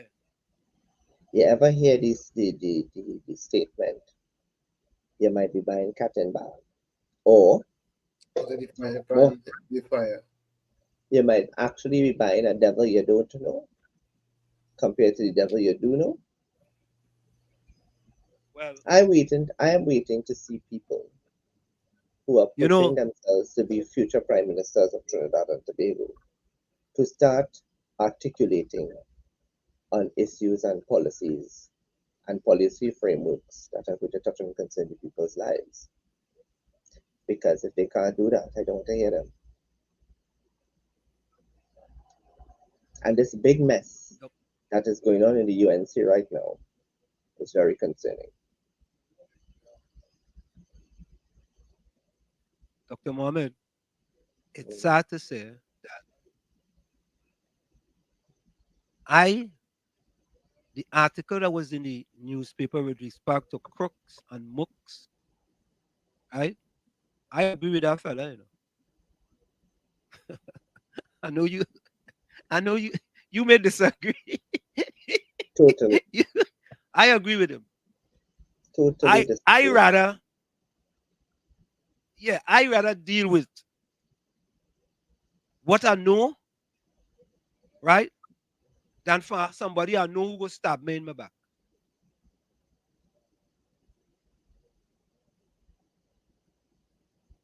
That's what I think. Somebody says, Mr. Shane, you will not be getting all that big money.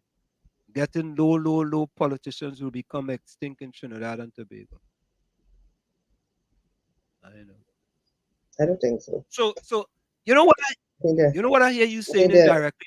I think there are a few good men out there still. In the PNM and the UNC? I never say where they were. But if you're talking about a few good men, they had to be politicians, right? Of course, I am talking about a few good men who are politicians. And there are a few good men out there who can come together and do something.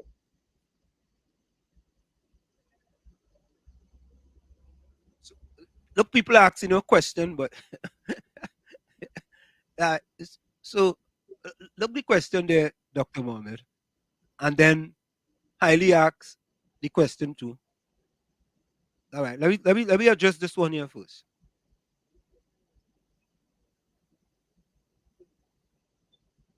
As I just said, people who want to be leaders in this country and who has their eyes on the prime ministerial office, Whitehall, need to start articulating.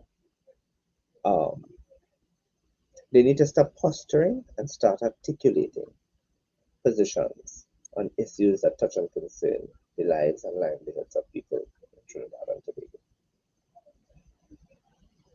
When you can talk about how you're going to increase employment and opportunity, and how are you going to decrease government's import bill, and how you're going to diversify the economy, and what are you going to do with archaic legislation, then let us talk.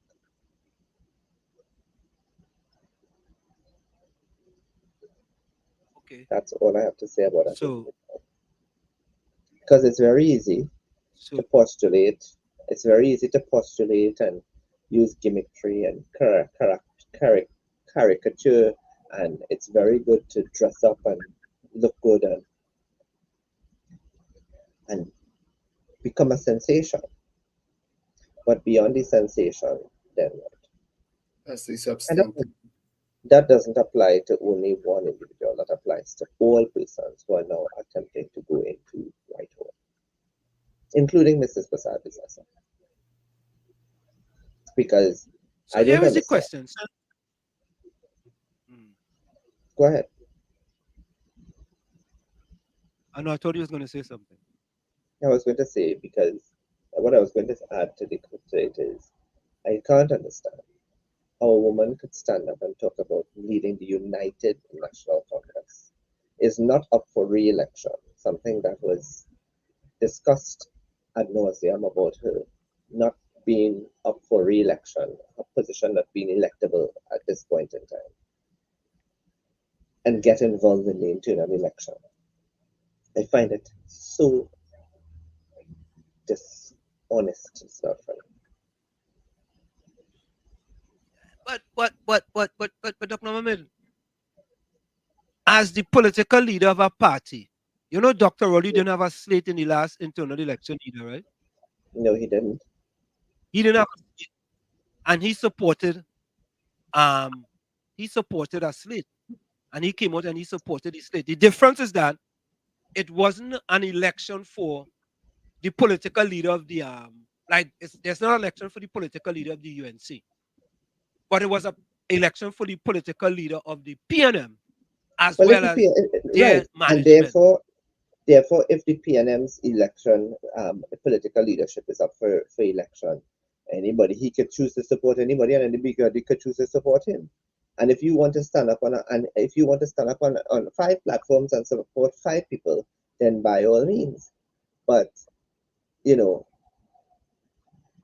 you never hear these so-called political analysts speak about the bad the PNM. Let me tell you something. Don't get me vexed this time of the evening. How much more do you all want us to talk about the bad that the PNM is doing? The damn, what is it? The Auditor General report alone, which I have spoken about over and over the last couple of weeks, is a blatant slap in the face to every single Trinbagonian about the bad the PNM is doing. But you don't measure, you don't throw your hand up in the air and say, well, them bad, and anything go work. Because you may end up dealing with people who are in bed with gangsters. Literally, in bed.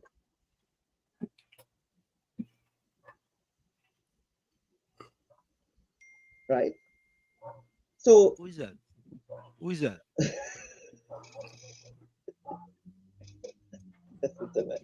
Don't get me vexed this time of evening. You know,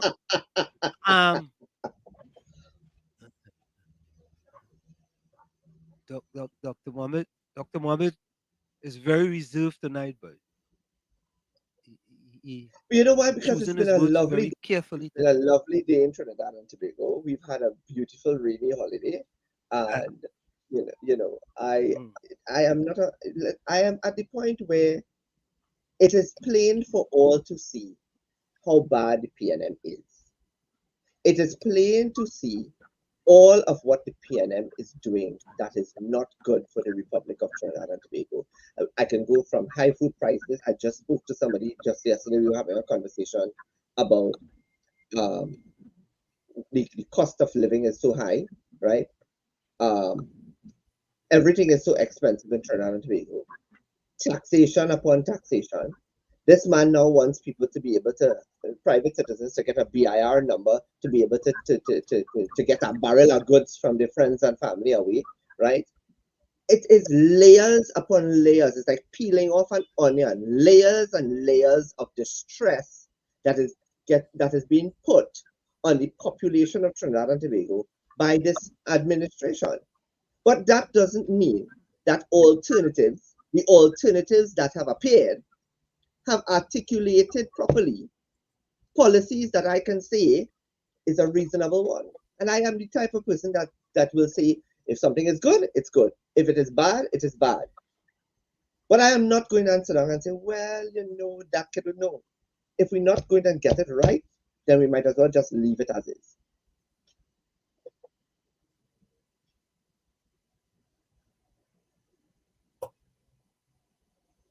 Highly, I ain't even going on the road with what they do with this man. I don't understand. Something about Robert Amaro. What Caribbeans were asking me about Robert Amaro earlier. Robert Amaro, how does that election work? I can't remember the position. He's going for deputy political leader and as an independent.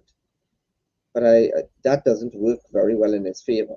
I mean, Robert is a good person, and Robert has been a member of the UNC for a very long time, served in the Senate, I believe, under Mr. Pandey.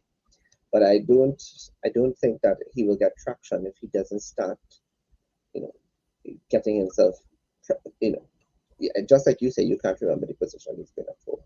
So that's something that has to be. Deputy political leader, but I do think that the United Patriots led by Mr. Paré, I do believe that they have some interesting fights that I would like to see the result of if the election is free and fair. I do believe that. So my eyes are on the Mr. Paré's position as deputy political leader to see if he can get in as one of the DPLs. That's one. So Paré is one choice. I am interested in seeing the chairman's race between Larry, Lala, and Tanku. Lala versus Tanku. I am interested in seeing the deputy chair position, which is Takal Singh versus this man, Jailal Hamlin. Then I want to see the outcome of the positions that Padarat is going to be running in. Padarat, Anaram, and Ravi Ratiram. Those are the positions that I want to see. That would be interesting. Let me say this. As an outsider, I don't know nothing about UNC business. Mm-hmm. I know absolutely nothing. Right. But I experienced an election, an internal election in the PNM for the first time. Mm-hmm. And I can tell you, Dr. Morgan, that all the supporters of Mrs. Kamla Prasad Besessa will vote for the star team regardless of who it is. I agree. Whoever they put up. I agree. Whoever they put up. I agree. So as an outsider looking in, the star team come with ready-made votes. Yes, I agree with that. But I don't agree. I don't agree that the star team. I don't agree that the star team should be supported by or prop up. Right? I use the word prop up. I don't believe that the star team should be propped up by the popularity of the opposition leader. But the opposition leader had to send a message She have to send a The message because opposition leader. she Let me tell you something. If the opposition leader loses those two local government elections, those two local by-elections, she would have a different song singing over her head, eh? And that is also very important. She should have people walking with those candidates. That is not a walk in the park for her, you know. None of those seats is a walk in the park because the country doesn't look like they're interested in voting. So I will not, and I'm predicting from now quite a low voter turnout. that will be if you ask me, right? And I said, I don't know nothing about UNC business. I just thinking from a critical perspective, from a critical thinking perspective. Hold on, right? CPT, what sugar belt? What sugar belt? What sugar belt you talking about? Why you He worrying said the Capitan for? He said no, because I want to ask him what sugar belt. Because the last time I checked, it didn't have no more sugar. It had no belt. It barely have elastic. Dr. Mami, why you worrying about Capitan? Because I don't like him talking shit. Capitan is a supporter of the UNC, you know. He's a UNC supporter, you know. Capitan, yes, but he need to tell me where the belt is. Where is the sugar belt? Caroni. He must be saying Caroni. I don't know. Caroni. But Dr. Mohammed, yeah, I think Capitan, where's the sugar belt? Tell us. But Dr. Mohammed, I think we have to understand this. And my first point was this, is that the star team is coming with ready-made votes. Mm-hmm. Right? Based on the opposition leader. 2, the opposition leader have to pick a side. No, she doesn't. She have to pick a side. Yes, no, she does. She doesn't. No, she doesn't. Well, why not?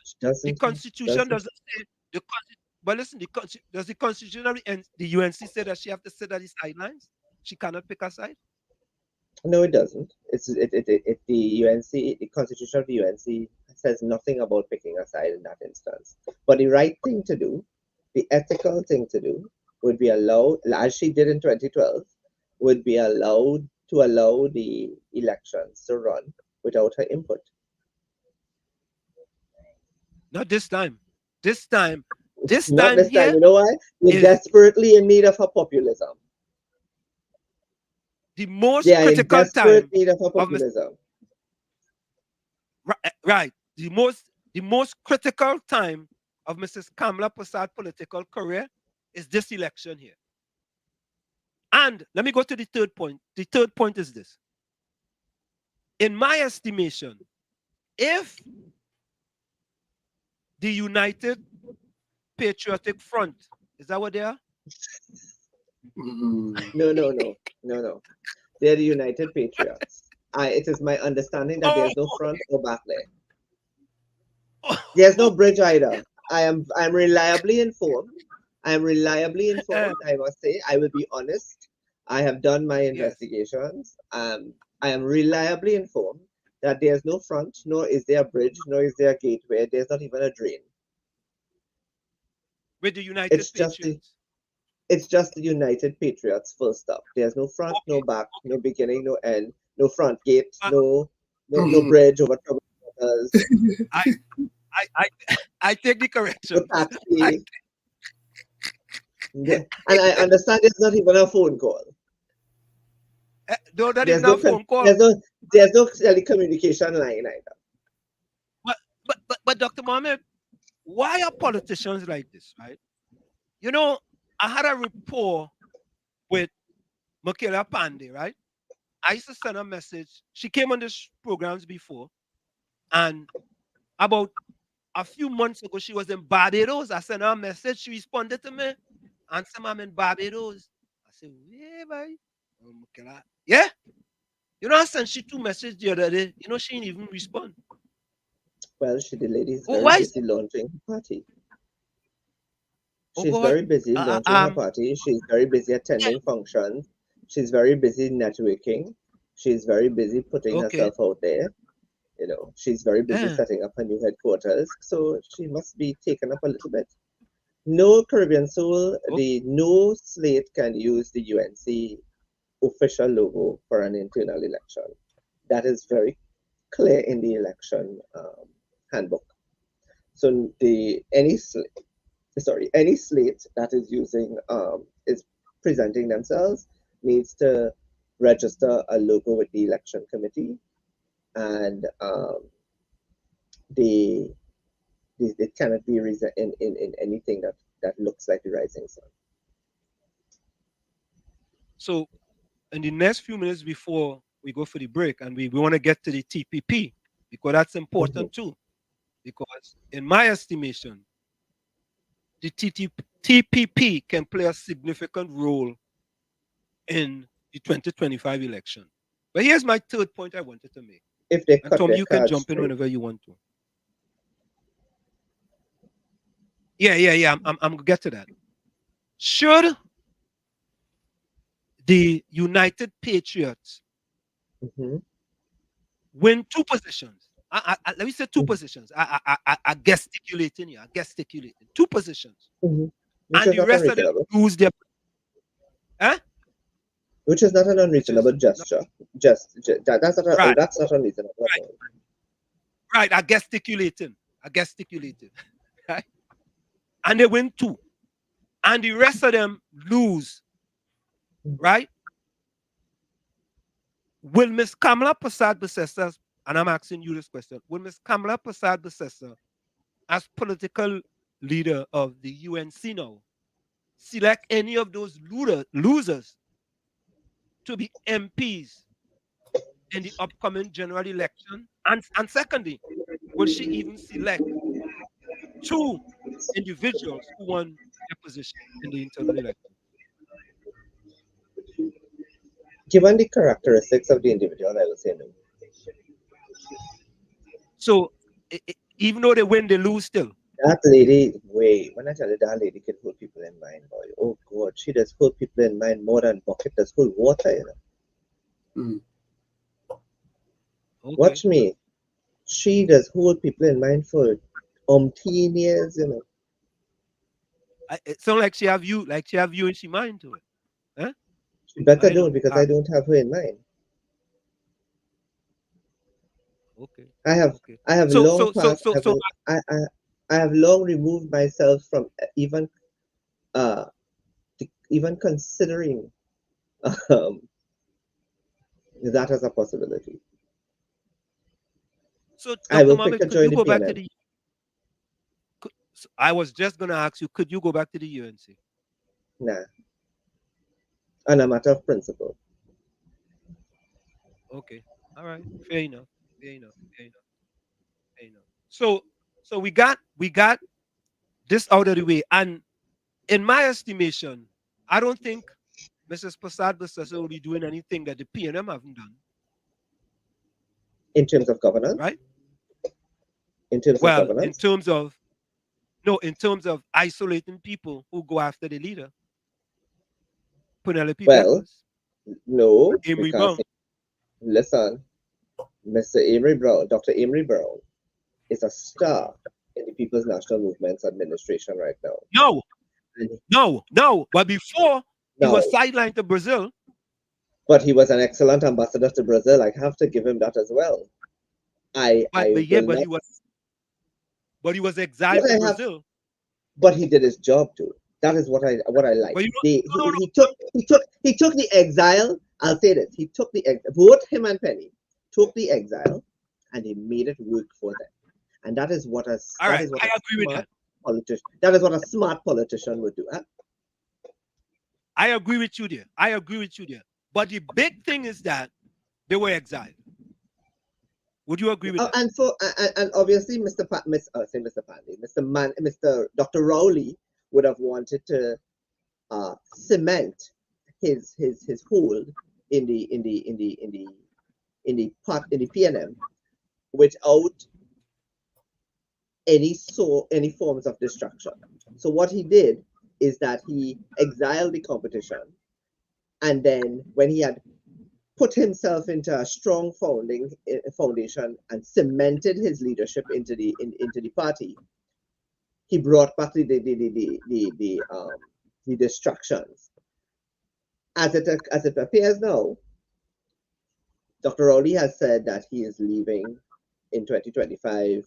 His wife has asked him to retire because he is in grandfatherhood, and his children are grown, and they would like to have him, away from the public's eye, and they would want to enjoy all of that. Is one set of fancy words. I love it, but whether the itch that is power and the itch that comes with carrying the title can be easily unscratched and soothed with chamomile and aloe vera and into retirement is a different story. And Dr. Mohammed, I have a bridge in Brooklyn I want to sell you regarding Prime Minister Rowley. I don't know if Tommy want to sell it the same bridge, but we could share it. Dr. We could Rowley, split the there's bridge. a bridge named after Dr. Rowley in Brooklyn. No, we have no Brooklyn Bridge. yeah. Yeah.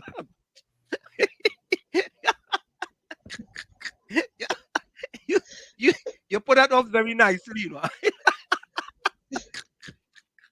Oh God. Chelsea wants to call in and have a question for me. Let Chelsea call in and Chelsea calling. After the hour. After the top of the hour. Branch Mango operate if they yeah, have, all right, good. I think that Dr. Rowley is amenable to retirement, and he has a legacy now. He served 2 terms as Prime Minister, and that has really been. Who else has served 2 terms as Prime Minister, right? I think that is the yardstick there, that one has been able to successfully defend their first term, and that is what the man has been able to do. Having served his 2 terms as Prime Minister, he can go home and be very comfortable that he's accomplished his life's goal, which is to become Prime Minister. Yeah. Okay. Whether he was a good Prime Minister or not, we'll see. Yeah, well. Wait. Whether he's a good Prime Minister, we'll see. You got to wait to see. Prime Minister or not, we'll see. Listen to me. Is he worse than Chambers?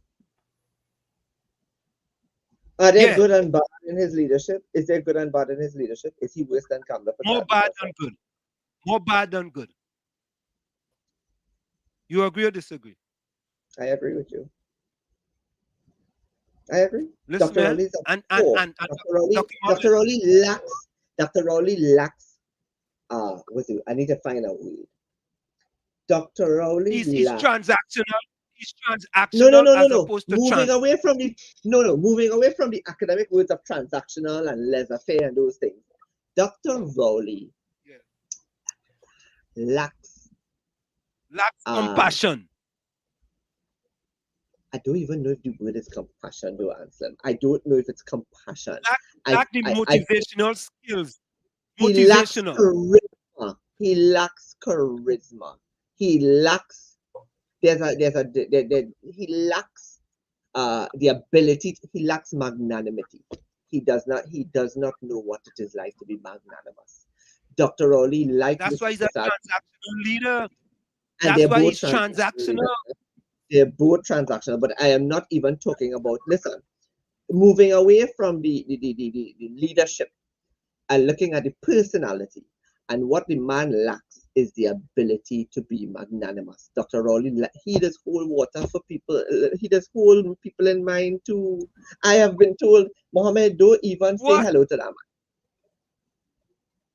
man. Listen, I know that for a fact. But listen, that man has a real bad mind, you know. Ask, but you're being generous. You're being generous. Yes, I'm being generous. You're being generous. Listen to this, You know, I doesn't like to go out on these kind of limbs. I will tend to think, and we're going for the break, that if you have to take transformational leaders and you had to take the lesser of 2 people who you could be considered transformational, and you had to ask between Dr. Rowley and Kamla Persad-Bissessar, I will say Kamla Persad-Bissessar is more transformational than Dr. Rowley. When we come back, we'll discuss that. We'll be right back. Stick and stay. It's In the Village with Uncle Tommy, Professor Walshit, and you on WZYE 95.9 FM. We're having a spirited discussion tonight. Very spirited. We'll be right back, folks. Don't go nowhere. With Dr. Shane Muhammad, of course. Thank you very much. You're listening to WZYE 95.9 FM. You are listening to WZYE 95.9 FM, the most influential name in Caribbean radio in the tri-state area. Broadcasting from East Orange, New Jersey, the most influential name in Caribbean radio. WZYE 95.9 FM.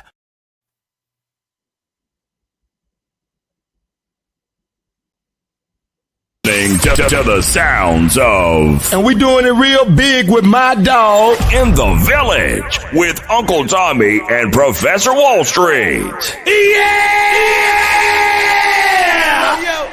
This is Travis Scott, 21-7. You're listening to In the Village with Uncle Tommy and Professor Wall Street. What it do is the baby and we in the mix. Hey, this is Lady Gaga. Hey, it's Taylor Swift. You're live in the mix with the one and only. Hey, this is Justin Timberlake, and this is In the Village with Uncle Tommy and Professor Wall Street. We are back with you. It's In the Village with Uncle Tommy, Professor Wall Street, Dr. Shane Muhammad, and you on WZYU 95.9 FM. We come to you every Monday, Tuesday, and Thursday from 7 to 10 p.m. That's Monday, Tuesday, and Thursday from 7 to 10 p.m. If you want to call and ask Dr. Shane Muhammad a question, you can call him at 973. You can call us here at 973-868-1444. That's 973-868-1444. Also at 973-609-6509. At 973-609-6509. Dr. Shane, welcome back. Yeah, Mr. Florida, welcome. Good night again, Mr. Ansem. Good night again, Mr. Story, and good night, Mr. Sheen. Always a pleasure to have you to see you on the program. You know? You spread our wealth and knowledge just like Mr. Ansem and Mr. Tommy. So, all I want to talk about, Mr. Rowley, right, is stuff that a human being have. So I don't think he's a human being because the man have no human emotions. The man have one emotion. He's a human being. Angry. He have emotions. The emotions. Now he angry. He Sometimes too much emotions. Anger. Because every time I feel there's be a full moon for Mr. Rowley, always howling. So Mr. Sheen, the question I have here is that you guys hear me, right? Yeah, we hear you. Yes, very clearly. Right. I think you and Miss Kamala is star. The next one is some progressive, so I will call it 10th one and 10th two, right? Who's 10th one? So 10th one is Miss Kamala, and 10th two is Parry. Right, name is Parry. Yes. So this stage in the game, right? We know elections is next year. Mm-hmm. So we see a division between 10th one and 10th two. So now 10th one seeing all who supporting 10th two, and 10th two seeing all who supporting 10th one, right? So let me just make a scenario, 10th one win. Now coming to the nitty-gritty ahead. This is the time when we gotta hit the ground hard because PNM is a hard party to beat. Well said. Right?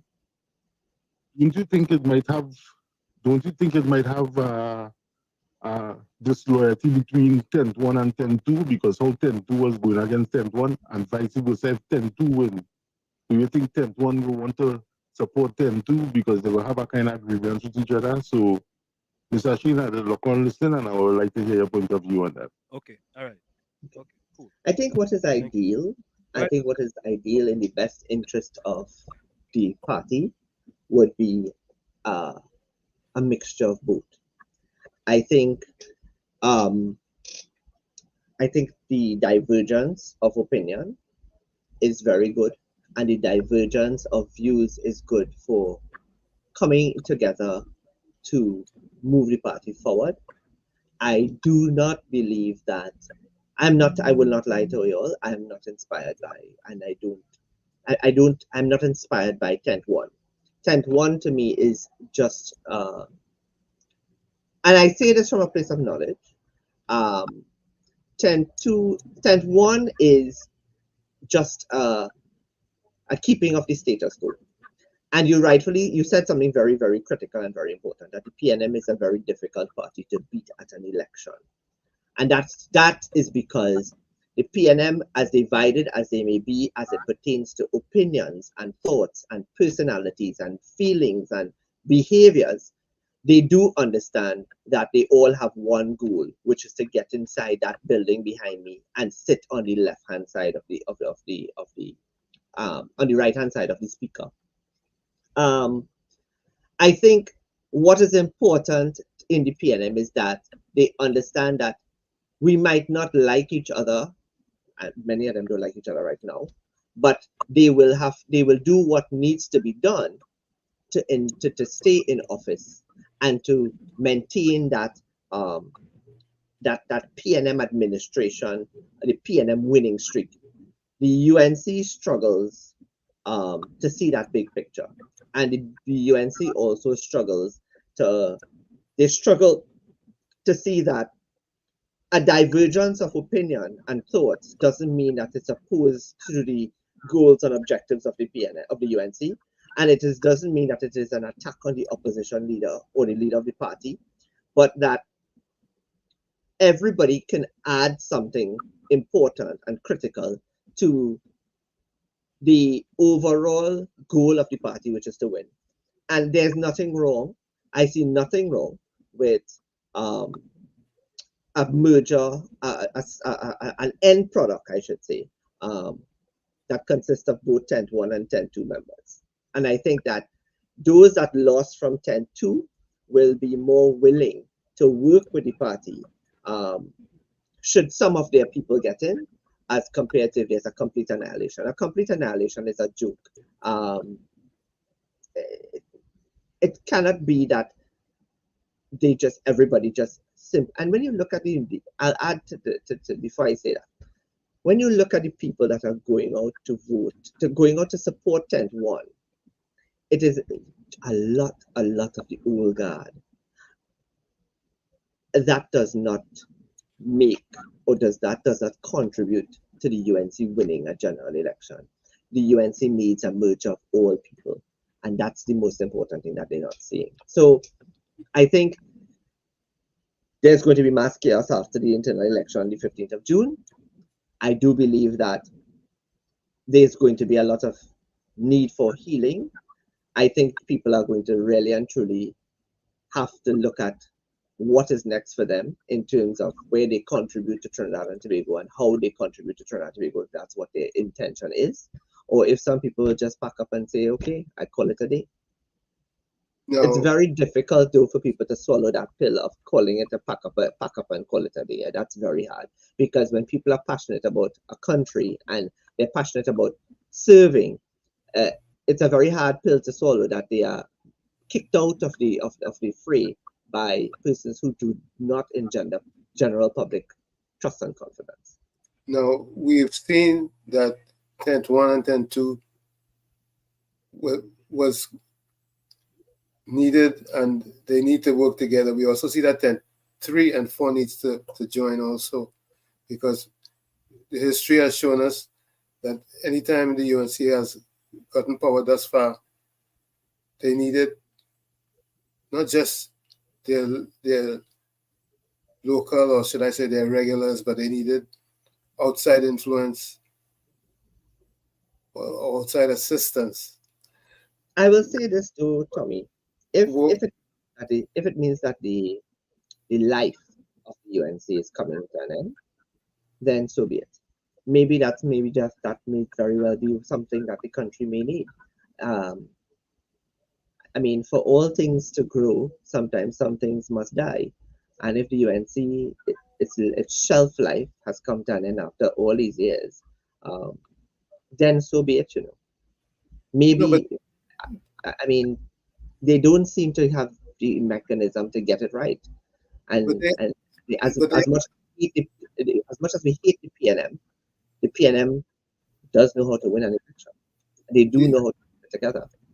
Yes, so what I'm saying is that we see that in a united force, UNC can get into power. The only thing that is, once they get into power, they have to respect those who have helped them. And that's where they have faulted time and again. And I hope that this time, if they do get the assistance they need and they do get power, they would remember that important lesson that they have to respect the assistants and treat them in a humane mode, as opposed to as soon as they get power, they want to piss on those who help them. Because we're looking at the TPP as one of their assistants. I don't believe that it is in the best interest of the TPP to link with the PN, to link with the UNC. I think the TPP has to be very careful because they've forged and they've forged a pathway for themselves. I think at this stage right now, the TPP has to be mindful as to who they partner with and what they bring into the table, and what it can't just simply be that it can't simply be that they win the 2 seats and then they get pittance. And that's exactly what you're saying, that the UNC, and that has been, I mean, for all it is, and all it's for the fact of the matter is that the UNC did cause the demise of the COP, and the COP, it was a good thing that was allowed to get lost and caught up and absorbed in some instances and fractured in other instances by the meandering and gerrymandering of the UNC. But it has to be that they understand. It has to be written somewhere. There needs to be a written document and a written agreement with anybody who is going to partner with UNC, that this is what we want and this is what we will be standing for. This is what our belief system is, and these are the changes that we want to see going into government. And if those things are not met, then they're going to have to think twice. And you see, it's very hard to trust the UNC. That's the sad part. How do you trust the UNC going forward? Not just that, but the leadership hasn't changed. No, the UNC leadership hasn't changed, and that is the thing. Mrs. Bissassa hasn't presented a new perspective. She hasn't presented. I mean, look at how she's treating her own members. I mean, I really and truly don't agree with her getting involved in the internal election and propping up the star team. If the star team are made up of stars, they should be able to win without her standing on a platform with them. In fact, if I were the leader of the UNC, which I would never be, but if I were the leader of the UNC, I would sit down and look on, and I would be focusing on the local government candidates and helping them, and especially in the Lengua seat. That Lengua seat has always been one to swing back and forth PNM and UNC, and with a low voter turnout, PNM could win. Anybody's game, exactly. And that so can the Mon Diablo seat. It could very well be that the PNM comes in and takes one of the seats. But I think I just want to go back to one thing, and I just want to comment on what you just said. I think, in my estimation, it will be detrimental to Mrs. Kamala Persad-Bissessa to sit on the sidelines and wait to see what happens. At least what you know, which is important, she pick a side. And let me say this. No, but you see, Tommy, the behavior. Anselm, the thing about it is, it's not about picking a side. It's that all of these people are members of the United National Congress, and they all have good intentions for the United National Congress. Some better than others. Same thing in the PNM. Same thing happening in the PNM. Dr. Rowley pick a side. There was Masai side. Not everybody win. There was. Right, so there was Karen Nunes Teixeira, right, who was going up. There was Boynes, right, and there was another gentleman going up for the political leader, right. Dr. Rowley did not have a slate, and he said he didn't have a slate, but he supported his slate with Stuart Young and Foster Cummings and them. He picked a side. He could have picked the other side. He decided to pick a side, and I'm saying that. Who Who would you have voted for, though? If you had to choose between those persons, those 4 persons, for leader of the PNM, who would you have chosen? Yes. Karen Nunes Teixeira. This is before your knowledge that this is before you knew that she was going to scale a pavement barricade to go Yeah, that into a was state. way before that. That was way before that. Way before And that. now, way if you before had that. to choose, if you had to choose now, Karen Nunes Teixeira. Karen Nunes Teixeira. Hands down. Karen Nunes because Teixeira. Dr. Raleigh is so bad. You're being generous. If you had to choose, You see, did you go over that Auditor General report? I went over. Who do you believe What? is a good Who do I believe? replacement for Mr. Advisor? A replacement? I don't know the runnings of the UNC to have that opinion. Okay. I don't have. Yeah, I don't have an inside. But let me say this. I want to go back quickly to whether it's 10th 1, 10 2, 10 4, 10 5, whatever 10th they want to go in. If I am the political leader of an organization and you boldly stable and talk about contesting me for a position in an internal election that is not to be until 1 year later, and then you have Rambly, because this is all in the public, Rambly going on a platform and basically being Philip Alexander Part 2. Being Pep Part 2. Stick a pin. You may not know this. This might blow your mind, though. You do know that MP Rambly's mother-in-law and father-in-law are the very, very strong supporters of Miss Pandey, right? No, I don't know that. And that Miss Pandey's headquarters is on the commercial property of MP Rambly's in-laws. See how small Trinidad and Tobago is? So that's why he didn't go for a position on the United Patriots. Well, he may be the legal advisor. Ooh. I just put something. You put something out there because I wondered. Oh, anyway, let me quickly get back to that point. Right? It is not an internal election for the political leader, which they made a big mistake. That was a grave mistake. Do you agree with that? I agree with that. 100% I agree with that. That was a terrible strategy. Good. And once the toothpaste is out of the tube, you cannot put it back in. Correct. No, well, yes, agreed. You agreed, but you could reapply you could use the toothpaste that has been excreted from the tube for other purposes. Once it's out of the tube, you cannot put it back in. You could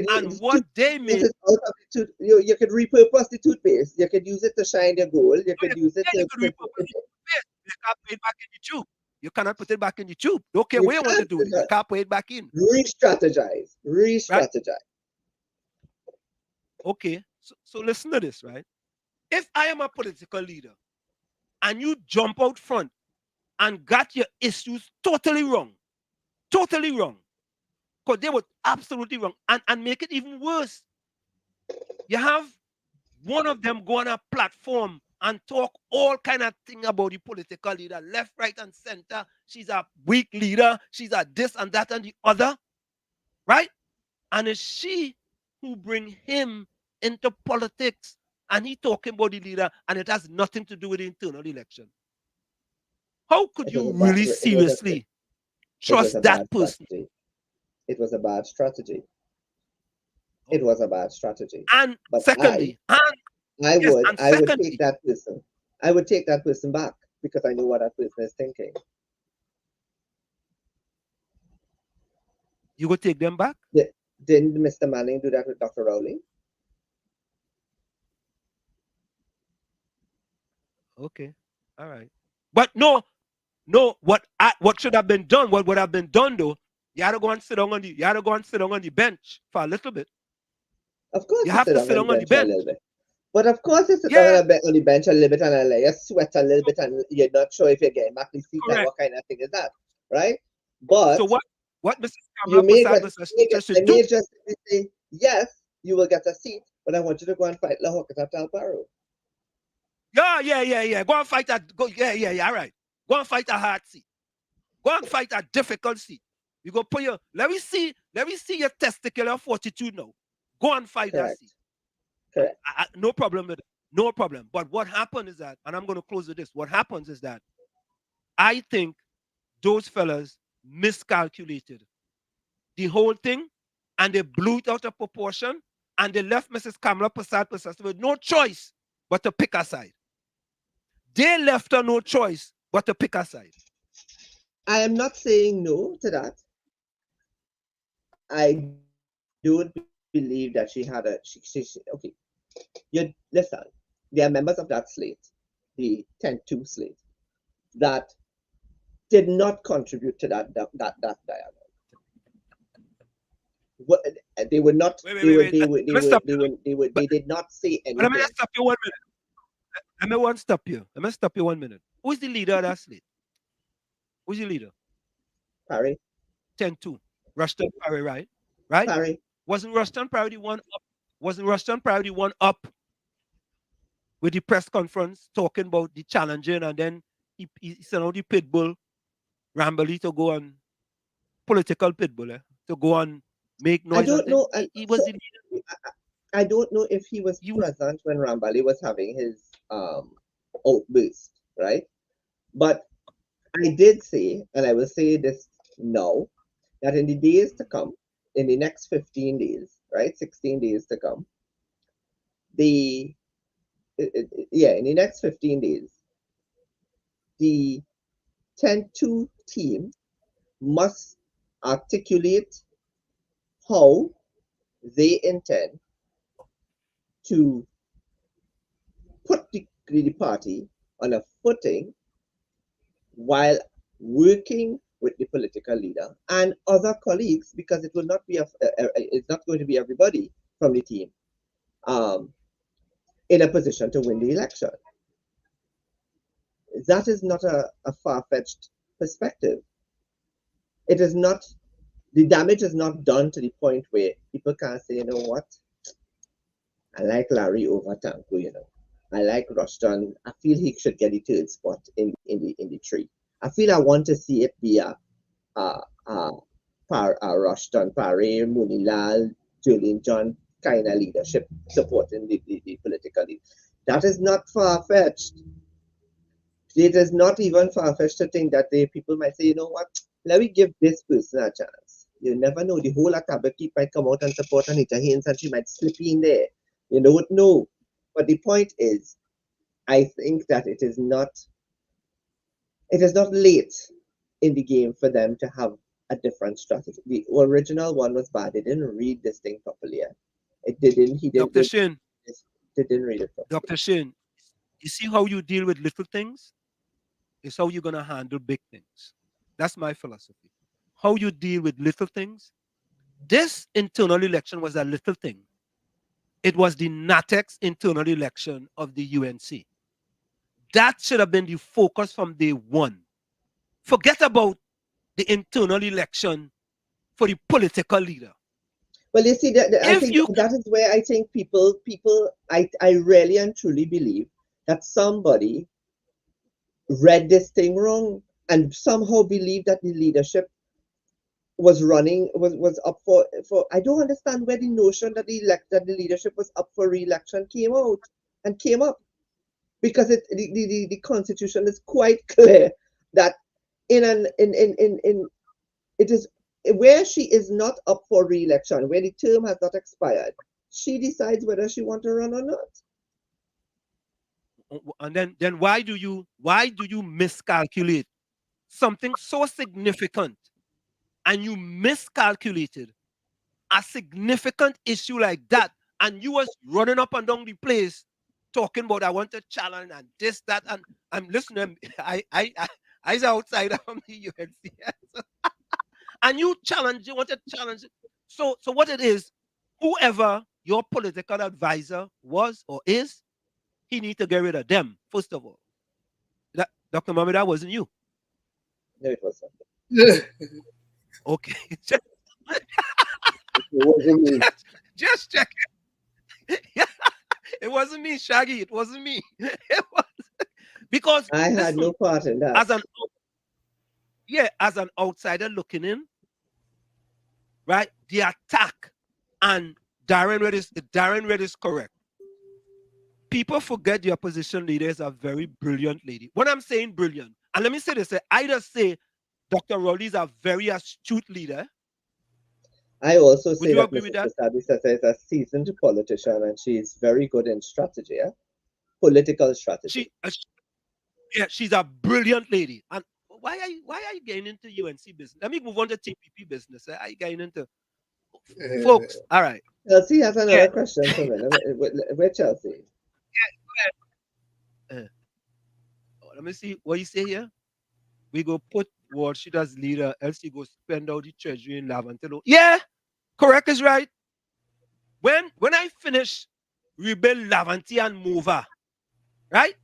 For the next 2,000 years in Trinidad and Tobago, you're not going to hear anything about Lavantil is this and Lavantil is that anymore. And you know what, Caribbean Soul, you go agree with me too.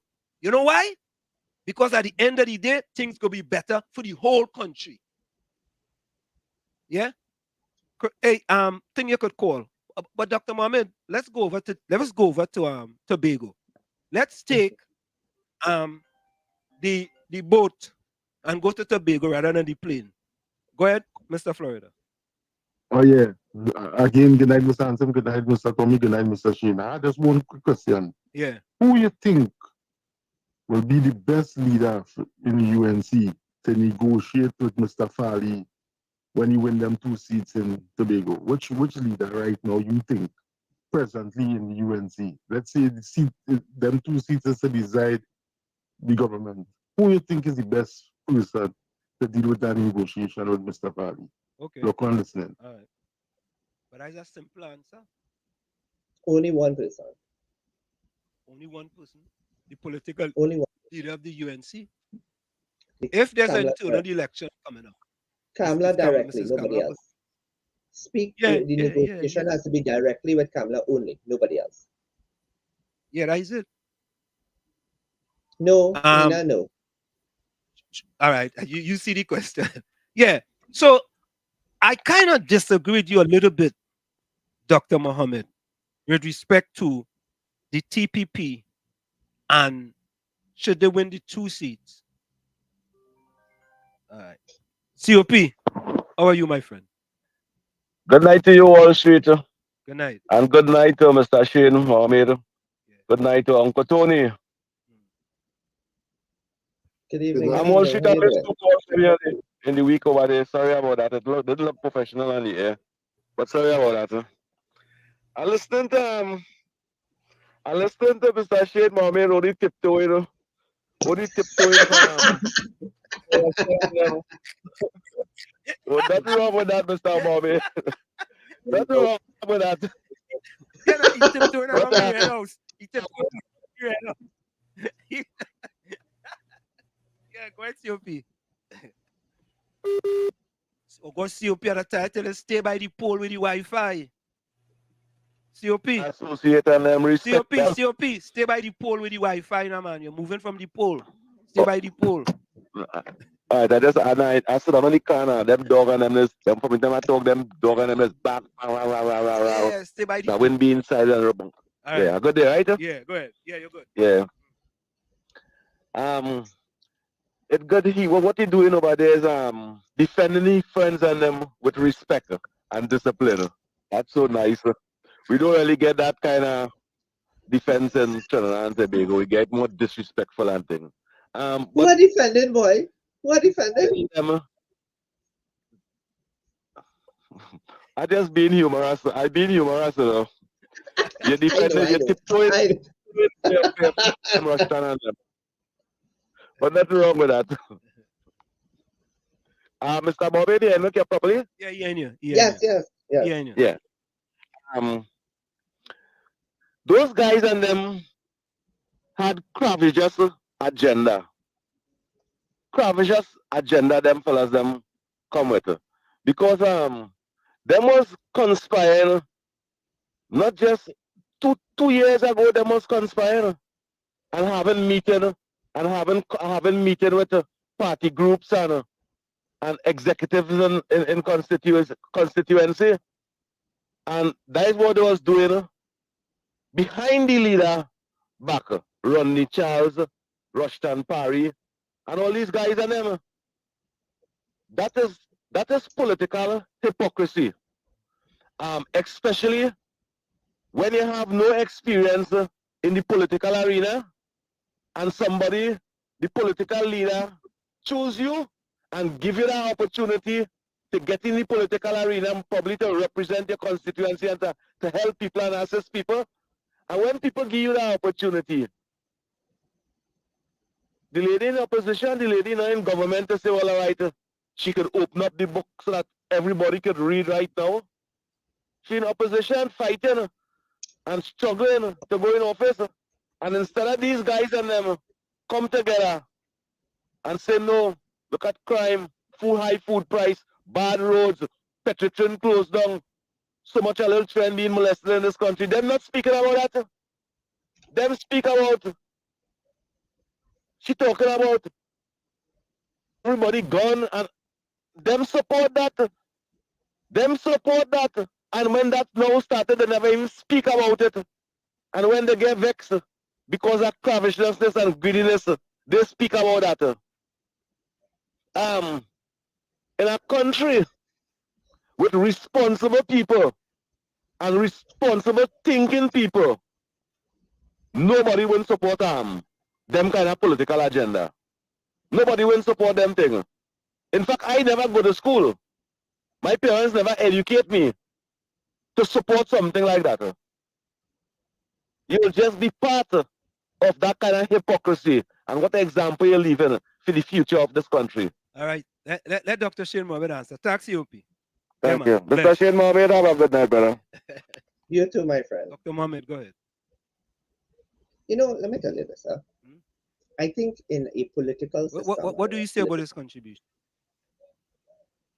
Well, the thing about it is he has some good facts, right? I will also say, though, that in a political system, you're not going to agree every time. And if everybody's agreeing to something that doesn't make sense, then that in itself doesn't make sense. And that is not progressive. That is not healthy for the country either. And you need a difference of an opinion to be able to have a fair functioning, a fair and operational political system. And a political system is not without its opposition and opposing opinions. And anything that has no opposition and opposing opinions authoritarian and moving towards autocracy and totalitarianism. And that is not where we want to go. And everybody is entitled to have an aspiration or a goal. It doesn't mean that everybody has the right strategy.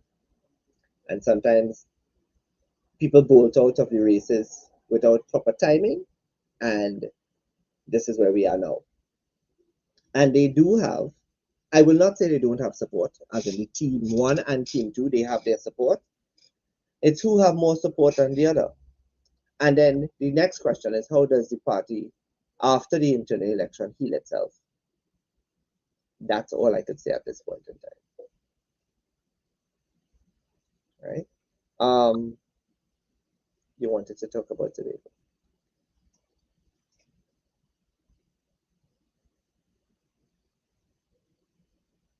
Slim, are you there? He's coming back in. Yeah, you hearing me? Yeah. Dr. Shane is frozen. Oh, okay, you're back. Good. Are you hearing us, Dr. Shane? Yeah. I am here. You're hearing you clearly. I think. No to UNC-TPP accommodation. Yeah, Let's see anyone TPP join. Yes, I am. Okay, I am hearing you very clearly. Yeah. All right. So yeah, we went out there for a bit. So I wanted to get to the TPP. Dr. Mohammed, in my estimation, right, should the TPP win? I think first of all in Tobago, I think as bad as Watson Duke has been, and I have said that Watson Duke is in the political cemetery. I think the TPP and the PDP will be better together than separate. I know you may not feel that way. How do you feel about that? I don't think there's a framework of the PDP anymore, though.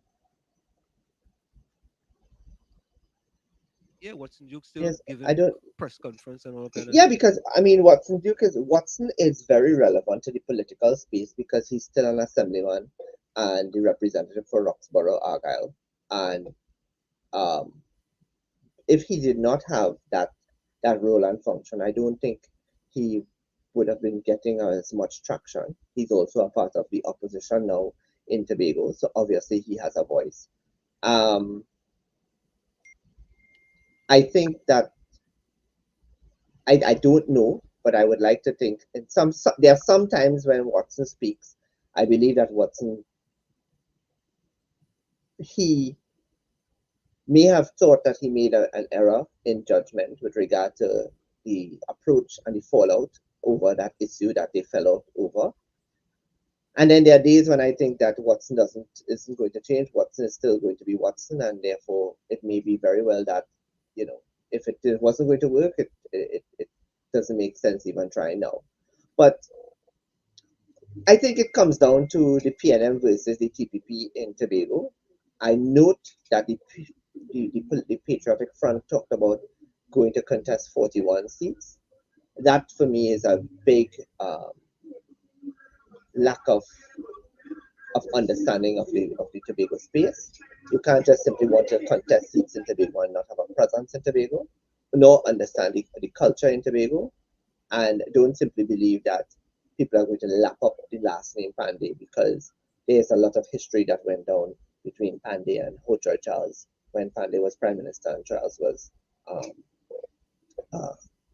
Chief Secretary and Chairman of the Tobago House of Assembly. So I think the TPP has to chart its strategy effectively. The TPP also has to ensure that the candidates that they put for both the Tobago East and West seats are formidable candidates, and they should get them on the ground running early, so that there is, even if they don't formally have them on the ground, they can informally have them on the ground. Nothing is wrong with that, but they should start the process of getting into an election here, because right after the general election in 25, they're going to go into THA elections. And I could safely say that I don't think they're going to get 14 seats in the elections of the THA to come. Now let's talk about the TPP internal election that's upcoming next month, right? Isn't it next month? June or July, one of them. Okay, yeah. Let's talk about that a little bit, right? And with that in mind, we know, of course, Fali's going to go for the political leader. I will think that Trevor James going to go for the chairman. I'm thinking out loud here, right? Good, yeah. I'm thinking. Good thinking. Eh? Good thinking. I'm thinking that Faith be Israel, right? What would be the? It would be the same like the PNM, with a general secretary, a president, a chairman. It will be A political leader, deputy political chairman. leaders, chairman, deputy chairman, different officers. But let's just go with, I don't know if their secretary general will be an elected position. In the UNC, it's an appointed position. In the PNM, it's an elected position. But I think what is the top brass of the executive is very important. Key persons holding very critical roles in the political framework of the party is important. I also think that it's important to have persons from outside of the executive as members of the executive of the TPP as well, to strike a balance so So that it will maintain itself as a working executive. so I could see Farley, Trevor James, Faith be Israel, and in my estimation, they have to find a spot for Pastor Baines. And here is why. If Pastor Baines was not to be in any of those management position, then it will seem like he's being ostracized based on what happened with his reassignment. You get He's what not I'm being saying? ostracized. He's not being ostracized. Huh? He's not Say being that again? ostracized. He's not being No, ostracized. I'm saying if he doesn't come up for Where's the a value? position. Where's the value? Say that again? What is the value? Where's the value Mm-hmm. of Pastor Baines? Mm-hmm. You had to tell me. There's not. You had to tell me. In an executive? I am an outsider. In I am the an outsider. executive? Yeah, I am. I think it is. I think what In the is critical. I think what is more critical is that Pastor Baines works his electoral district and ensures that electoral district stays within the arms of the TPP, whether he's a representative or not. So And you don't have a problem with him? No, and I will also say that his reassignment from secretary to assistant secretary wasn't a fly-by-night thing. So are you saying that was based on performance? Are you saying that was based on performance? Yes, very much so. But let's be honest. As a human, doesn't that sing a signal to you that maybe out of all of them, you could be considered to be like the person at the bottom of the performance barrel? Let me tell you something. As Secretary for Youth, Sport and Community Development in the Tobago space, it is very critical in the run-up to a general election. And you have to decide whether you want to be Pastor Baines or Secretary Baines and Representative Baines. You can't be all three.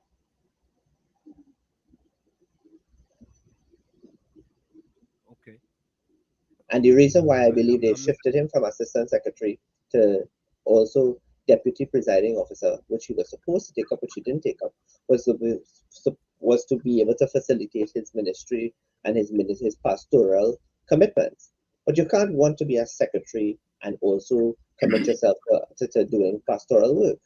I mean, I'm sorry, being a secretary is a full-time job, 24/7. It is very much a ministerial position in Trinidad, like it is in the government of Trinidad and Tobago. And therefore, to hold a very critical role as youth and sport and community development, right? That is being the person that is in direct connection with the ground. It is the person that is linking the people with the government. And therefore, if that person doesn't understand how critical the position is and is not performing in the position, then by all means, please remove the individual, regardless of whether it's Pastor Baines or anybody else. Sometimes, you know what we do? We make positions, we make portfolios so much about the personality. Nobody's in ownership of a position. Nobody's in ownership of a ministerial role. But when you are sitting in the role, you are to bring it's what you bring to the position and what you make of the position, right?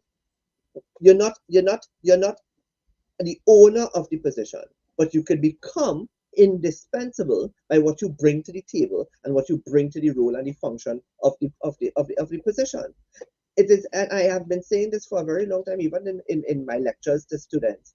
A lot of people want positions of power, and they want the authority that comes with it and the grandeur of office that comes with it. But you see the responsibility part, they fall short, and then they want to vex when people say, hey, here this now, you ain't doing your work. You're falling short in sport or in culture or wherever. It doesn't matter what the portfolio is. Tourism, and we're even talking about it in the Trinidad and Tobago, the government context, right? You might be falling apart in national security. And people understand the limitations that comes with the ministerial role in national security. But it is what you bring to the table and how you respond and how you speak and how you engage and those sort of things that would make or break you as a minister. But Dr. Mohammed, isn't that the So political we can't. leader putting square pegs in the round hole? Isn't that the political leader picking No. the Listen to me. political leader Listen. picking people I think square I pegs in think round holes? that is also, let me tell you, that is also a very easy line for people to run with. Square pegs and round holes. When you and I have to give credit in even in Watson's criticism of Faith B. Israel the other day when he called for her resignation and her dismissal as the Secretary for Health. He went on to even say in his statement, I said to myself, well, why are you even saying it if you know the fact?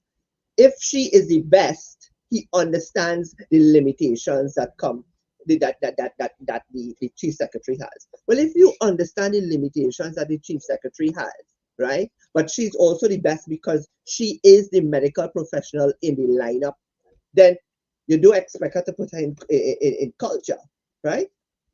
But the fact of the matter is, you have to sometimes work with what you have. And in your assessment of your persons before you, you line them up and you list them by name, and you maybe want to put their qualifications next to it and say, listen, well, they're not qualified in terms of academically, but their personality and their understanding of public service and governance may very well put them as a key person to be the Minister of Public Utilities. But we sometimes personalize this by tying the individual, and the individual is tied to the position for ownership position. You're not in ownership. You get an opportunity, you make the best out of the opportunity. People give you the license to serve them. By all means, for God's sakes, make a decision, choose one. If you know you want it to be, and I'm just using this example, I'm not picking on Pastor Baines, but I'm using the role, his pastoral role. You want to be a pastor, then hear what? We understand that you can serve as the deputy presiding officer, and you could go and you could preach to the world and spread the gospel, and then you could also connect with your constituents. But you cannot be that you want to be the secretary for this, and you want to be the pastor for that, and you want to be the representative for so, and you're cutting yourself in three places, and then one position is getting more of you than the other. So then here what breads? I will sit down with you and say, here, what they say, what can you know? And this is a critical position going into the 2025 general election because we need the youth vote. We need the communities to see that we are working for them. We need the communities to see that the representative and the secretary is in the mix like salt in food. That's what we need. And you are not doing that. And it is 2.5 years inside, or so much, if so much. And you have to talk to your people the way it is. You have to take your leadership role comes into play there. You must be able to say to your people, listen, this is not personal. It is not an attack on you. You are just not functioning in the role and in the office as we would like. Simple conversations. Don't vex. Don't vex. Because when you are the first in line, when you're in the first in line to the when you're in the first in line to the opportunity, you have the opportunity to shine. And if you're not shining, then something wrong. But Dr. Mohammed, can we say that is the modus operandi in many political parties in that, for example, when we look at the current government in power, we have Colin Bird, who is an intelligent person, as Minister of Finance. And we had Stuart Young, Minister of National Security, and all of a sudden, Stuart Young going over to Minister of Energy. You understand? I mean, I know he's a bright fella and he could learn and things like that. And then you have Fitzgerald Hines, who was the Minister of Public Utilities, and then he gone over to Minister of National Security. Then you have Camille Regis Robinson, or Robinson Regis, whichever one it is. I apologize if I get it wrong. Was Minister Robinson of Regis. Planning, and then she that kind of makes sense though. From planning to housing. That kind of make a little sense. You know what I'm saying? Because I think planning and housing it kind of could go hand in hand. And then you have the Minister of Communication. What is his name? Simon You know what his de name is? Nobrega. Minister of Simon de Nobrega. Simon de Nobrega. Oh. He's, you know, them people just, anyway, let me know. He's that Minister of Communication. And who is the Minister of Labour? The fella from Labre, McClatchy or McClatchy? McClatchy. He's still in the government. He's still in the government. He's the MP for Labre, yeah. Mm. But let me tell you something. Oh, okay. When you've disintegrated the trade union movement, would you make your life easy? Would you not make the office of the labor minister an easy, a stroll in the park? Yes. They That's make what that like a primary. It's not even like a primary They have school. water down there. And that is because that we have disintegrated. It disintegrated. And I'll say this: political science framework, the theories of political science outlines very clearly the role of trade unions, the role of a political party, and it's not one and the same. It is totally different, and it should be kept up separate and apart from the political frame. They are an apparatus of the framework, but they're not necessarily political. But listen, in Trinidad and Tobago, anything goes. That's the culture. You say it as well, that you will take anything beyond the Keith Rowley at this stage of the game. And we can't be like that. We can't be like that. Because you know what? But you said, I will say this. You have to, in the assessment of your ministers or your MPs or your senators, as the case may be, you may not have an engineer, a petroleum engineer. You may not have an engineer of any kind in your circle. Let's just say. Well, you do. His name is Colm Imbert. Colm also has a finance degree, Colm Imbert also has a finance degree. And is all the mistakes he making? It's not, no, let me tell you something. Colm Imbert is not making mistakes because of a lack of knowledge, Colm Imbert is making mistakes because of hubris. And that is the nature of the beast and the animal. He, by his own, listen to him very carefully. And from a very direct conversation that I've been privileged to have with Imbert in the past. Imbert, by his own admission, knows that he is consumed by that power. The power that Colm wields now in the Rowley administration is far beyond his imagination of the power that he wielded under the Manning administration. It is actually tenfold, because under the Manning administration, he was Minister of Health, he was Minister of Science, Technology and Tertiary Education, he was Minister of Works and Transport only, and leader of government business in some instances. Now, my boy is the Minister of Finance. I control the kitty, and I am also the de facto Deputy Prime Minister. The power that consumes me is bigger than even my size in height. That is hubris extraordinary, and that is a dangerous ground to be on. I agree fully. Right? So that is him. That is him. That is Imbert. You come to Stuart Young. I will say this to all of you all. I worked in the judiciary in the early parts of my life, and I can tell you that Stuart Young built his career as a very well-read, very articulate, very brilliant corporate lawyer. And sometimes you don't necessarily, for energy, you don't necessarily need an engineer, because you will have your chief technocrats to guide you in that regard. But what you do know is that what you do need is somebody who can come to the negotiation table. Now, I'm not as fan of Stuart Young. I'm just putting it into perspective as to the rationale why somebody can be chosen. I'm just using Stuart as an example, but it applies to anybody who is going into a portfolio. Stuart is good at negotiations. He's good at corporate law. He is going to be good at understanding the laws that govern bilateral agreements, the laws that would govern the why it is he needs to seek the permission of the U.S. government to get a license in order to go and look after Dragon Field, and how is he going to negotiate with Dragon. You need that skill set, all right? So that you will need, especially in this time, you may need that skill set, and therefore he was the right person for the job, as compared to Nicole, whatever her name is, Olivier, who was a complete failure. Don't say bad things about my friend. Don't say bad things about my Your friend was a complete failure as the Minister of Energy.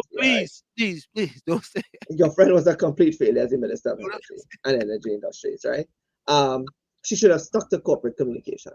But that is why there's this thinking behind persons going into, and when you streamline people to go into portfolios. So, for example,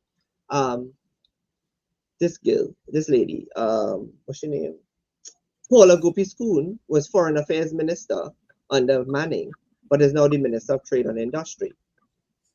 Paula understands that corporate thing, again, lawyers, but she has qualification that is going to position her, and experience as Foreign Affairs Minister, so she'll understand the framework for trade and industry and whatnot. Is it ideal? Absolutely not. Absolutely not. But it is a lesson for those who aspire to be in office to know what not to do. But far too often, when we vote people into office, alternatives into office, the same thing as I explained that has happened to Imbert, it quickly happens to the other people on the other side. It quickly happens to people on the other side.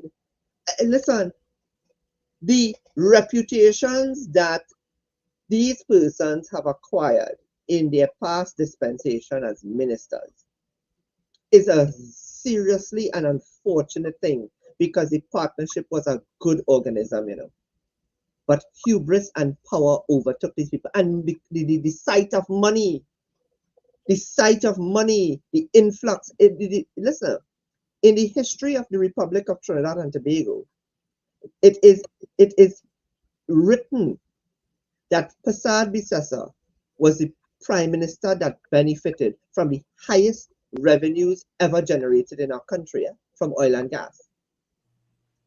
That should have added to that should have been, she was the prime minister, or she is the prime minister, to undertake the most amount of developmental programs for the progress of the people of the Republic of Trinidad and Tobago.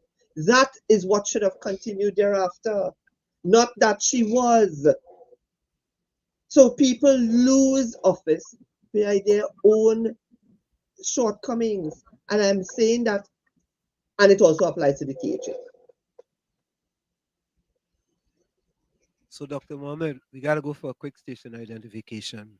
I tell you, you said quite a bit there, and I like this. This discussion was a splendiferous discussion, though, because I think we got a lot of things on the table that you don't hear from other radio programs, discussing serious issues facing the country, and not just the party in power, the PIP, also the party in opposition. So let's go for this break. Folks, it's In the Village, and we'll be right back and we wrap up. In the Village with Uncle Tommy, Professor Wall Street, Dr. Shane Mohammed, and you on WZYU 95.9 FM. We're going to go for a quick station identification. We'll be right back after this. Don't go nowhere. You're listening to WZYE 95.9 FM. You are listening to WZYE LP 95.9 FM, the most influential name in Caribbean radio in the tri-state area. Broadcasting from East Orange, New Jersey, the most influential name in Caribbean radio, WZYE 95.9 FM. We are back with you. And two things I wanna summarize as far as the TPP and the internal election in the United National Congress. Hey, whenever you come on this show, Judy does say all kind of nice things about you, Thank you, Judy. Thank you, Judy. Every time. If there's one thing you can get, you go get from Judy the most beautifulest, the magnificent. But anyway, in summary, right? In my estimation, the TPP, if they win those 2 seats, I don't see them forming a coalition with the PNM because of what happened in Tobago over the last 21 years with the PNM in Tobago and how the TPP. You're going too far. You're going too far. Okay. With what has recently transpired in the last year or so between the chief secretary and the prime minister. Okay, all right. I went too far. All right, I stand corrected. All right. Let me take the boat and go to Trinidad now, and go up to, is it Rienzi Complex? No, to Mulchan Suchan Road. Oh, was it Mulchan Suchan Road? Mulchan Suchan Road. Or Mulchan Suchan Road. Yeah. And what's the complex? It's just the UNC. The UNC headquarters. UNC headquarters. Thank you, because UNC headquarters. In my estimation, as an outsider looking in, the United Patriots made a political blunder that I'm not sure if they could recover from it. Because as political leader, I will always have to be looking at you sideways. Devastation in Trinidad. I prefer Anselm. I prefer to deal with the devils I know and then the devils I don't know.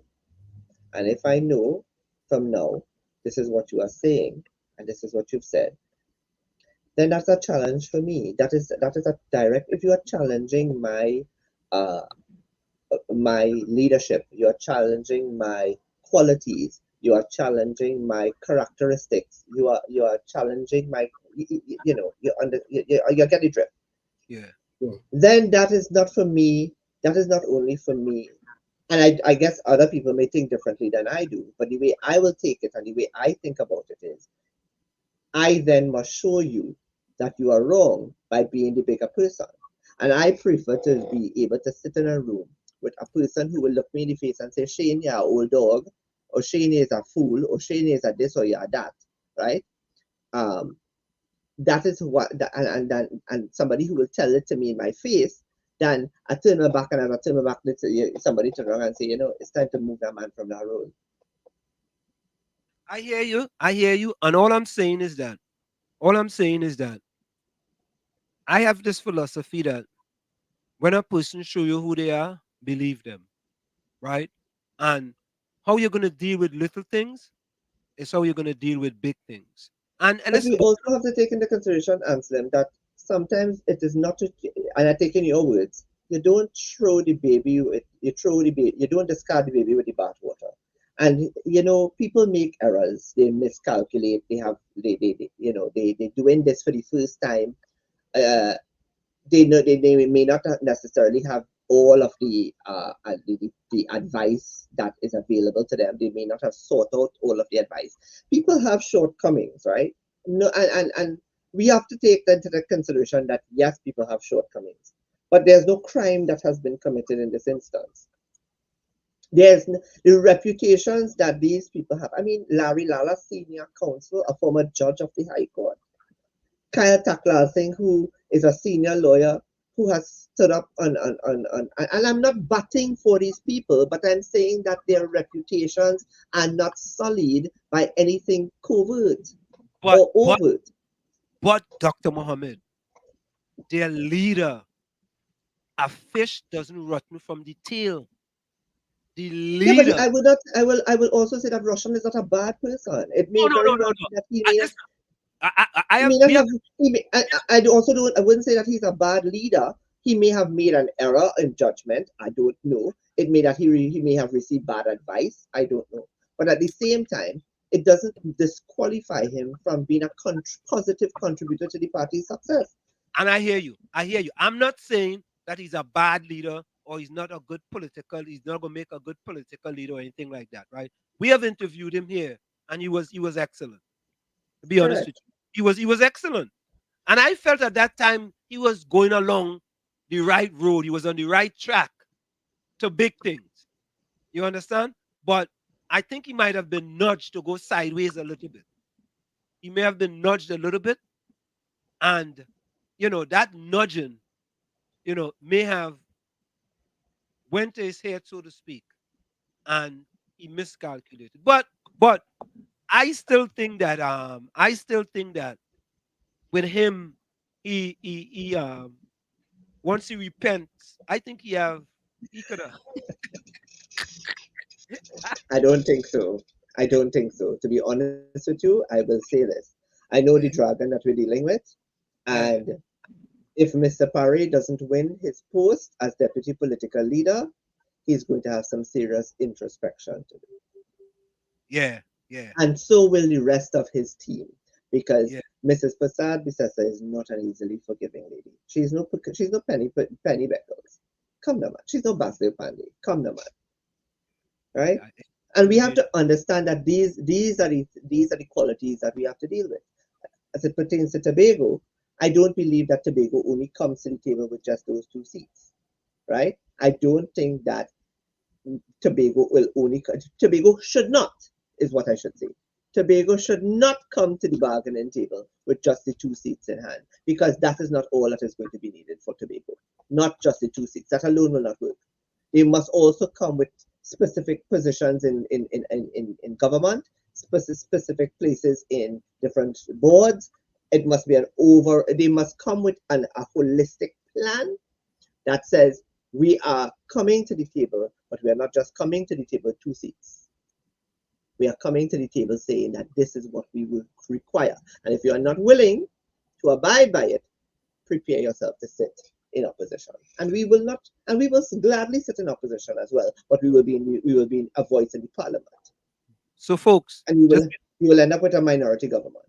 So folks, just before you go, put closing comments in the chat. We have just a few minutes left. Put closing comments in the chat, and then we'll go. The one thing that I think, I hear you with respect to Tobago. The one thing that I would think though, and I will ask you this question. We just speculate here. Let's say the TPP wins the both seats in Tobago, and their 2 seats will make the decision who goes into government. Is it PNM or UNC getting those 2 seats, in your estimation? It will be a negotiation with the UNC if it's the UNC that is the stronger. If the UNC turns out to be the alternative to the PNM. UNC people should be happy to hear you say that, right? Because you're honest, right? Yeah, they're not going to. The UNC must be prepared. And I will say this: do not. We like to. I will put it in colloquial terms. The UNC at the same time must not jump with the TPP's chances at the general election. Leave the TPP to run their business themselves. Leave the TPP to govern and to campaign themselves. Don't get in the TPP business. Don't color the blue with the yellow. Leave it alone. Yeah. We see what yellow has done to blue with the NTA already. We see what that has done. This is a different shade of blue. Leave it alone. It will not even match with the yellow anyways. I will say, let the TPP go reach the people of Tobago with its plans and its intentions for the island going forward, both for the 2 seats and with regard to the THA in the next term. Don't jump the people. At the same time, don't simply think that it is going to be a walk in the park with the TPP and they will just simply come. No, it is not. This is not a redo of the COP. No. These are two critical seats. It should be the same way Robinson would have negotiated with Pandy. We want these roles, these positions, these board seats is what we require in order for Tobago to get an equal seat at the table. And we'll close with that, Dr. Mohammed. And we hope the TPP take your advice and they don't do like the United Patriots and don't take your advice. Well, I would like to, at some point in time, I would ideally would love to hear, would get an opportunity to hear them. But yellow is the code. Give me a break. I will not be voting yellow. Oh God, the man just get Troy. The man just get a compliment with Tobago and the UNC, and Troy anti-cams 2025. That is not guaranteed. That is not guaranteed. Don't behave as if that's an automatic walk in the park. It is not a walk in the park. And it is not that easy. So, Dr. Mohammed, it's always a pleasure coming in here and talking to us. This was a very spirited, very, very, very fantabulous, splendiferous, marvelous, tremendous, fantastic, spectacular discussion. Any closing words before you go? No, I will say this. It is early days yet, We did 5 months ago, 3 months ago, 2 months ago, we didn't think that there would have been diversity of parties and emergence of persons coming to life again. And they have. In 2 months' time, they could very well fizzle away like the fuse of a firecracker. So it's very early, and there are still several players in the political space that are not at the forefront at this time. And let's see what happens.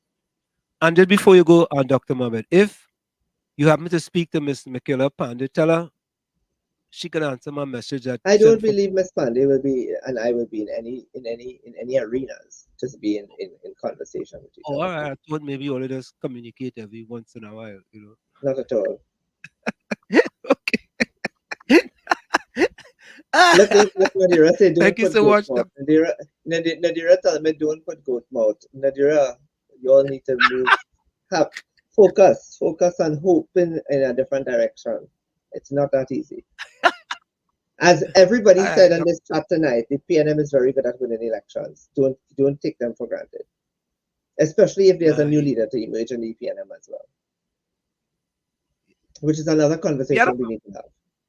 Yeah. We will come back and have that discussion. Thank you so much, Dr. Mohammed. It's always a pleasure. Have a good weekend, everybody. All right, take care. Bye-bye. Yeah. Happy birthday, Mohammed. So folks, Tommy, that conversation was spirited. My closing comment. Tommy, you go ahead first. Yeah, well, I'm going to keep it simple and short. You have to always remember that love is the key. Love is the key to life. Like I always say, you have to become the change you want to see. You, the man in the mirror. However, if you look in that mirror and you don't like what you see, do not blame the mirror. Never look down on a person unless you give them a hand up. Love you all. Be safe. Tommy, I don't know why these people that be sending me comments on Messenger. A friend sent me on Messenger. Dr. Mohammed is wrong with the PNM, bro. Man, listening on Messenger, I mean, call the phone, man. Or you can't call the phone. You know what I mean? Call the phone. You had to be listening. Yeah. And Nadira, welcome back. We haven't seen Nadira in a long time, boy. And Troy, welcome back, Troy. Nice to see you. Ken John too. Ken John, welcome. Nice to see you, Ken. Who else, boy? Before we go. I think we saw Rose. Rose was there too. I think so. Yeah. Mean Gene come early and then he had us to run because his phone got taken away. Yeah. All right. So my closing comment is, Tommy, we play no videos tonight. We play no video, boy. No videos, Well, a lot of discussion. Lot of discussion, yeah. So my closing quote is, you can't rewrite your past, but you can grab a clean sheet of paper and write your future. You can't rewrite your past, but you can grab a clean sheet of paper and write your future. From where I sit, this is it. The clock on the wall say that's all I like to say, but I've got to go. Remember, hard work beats talent when talent does not work hard. And for every 60 seconds of anger, you lose 1 minute of happiness. And remember, your circumstances may determine who you are, but you are responsible for who you become. Ken John says, good night, Nads, be safe, and shalom, I go on. Blessings. Troy Smith says, Nadira, bless, good night to you, sis, good vibes, and is that. Right? Mr. Florida say later, Mr. Shane. Okay, I think I saw. Mr. Florida says, closing comment, people is sitting and expect to go forward and want to see a change in their life. Sad. Yeah. Yeah, you read this. Okay, folks. We are out of here. Let me just say this quickly. I want to say welcome to Renaissance Atai Senior, Andre Kwashi, Ali Trini was already inside, Ashford Williams, oh, that was Patricia Hudson. And folks, we are out of here and we're going to go out to our anthem song, of course, Tommy, because we see what's happening in our beautiful country. Good night, folks. See you. Good night. Same WZYE time, same WZYE channel. Right? We are out of here. This is our going away song. If it wants to get me, I got to go down here to get it. We out here. This is oh Lord, Trinidad and Tobago. This is DJ Bravo. I'm hurting you know. This is a sad place. My country turned into a sad place. When I look around, it's only sad face. Our country turned into a sad place. All I see in front of me, nightmares turn into reality. Like somebody build a monster factory. Parliament up against parliament economy. But let the moderators in another body in a dream. Somebody girl child missing, another rape again. And next road stain with somebody's son brain. Who take the S out of Port of Spain. This is a sad place. My country turned into a sad place. When I look around, it's only sad face. Our country turned into a sad place. Now with the love, with the vibes, with the hope. Now tell me something, how we really want we cope. When the children breathing in too much gun smoke. And the Coast Guard can never see a boat. You sound like some goats when they come looking for votes. Fit the empty promises, reading like a horoscope. Justice for sale in a fat envelope. Politically, all the answers is a joke. This is a sad place. My country turned into a sad place. When I look around, it's only sad face. Our country turned into a sad place. All I see in front of me, nightmares turn into reality. Like somebody build a monster factory. Parliament up against parliament economy. But let the moderators in another body in a dream. Somebody girl child missing, another rape again. And next road stain with somebody's son brain. Who take the S out of Port of Spain. This is a sad place. My country turned into a sad place. When I look around, it's only sad face. Our country turned into a sad place. It doesn't matter the religion, the color, the creed, or the race. It's our responsibility to take care of our place. Champion.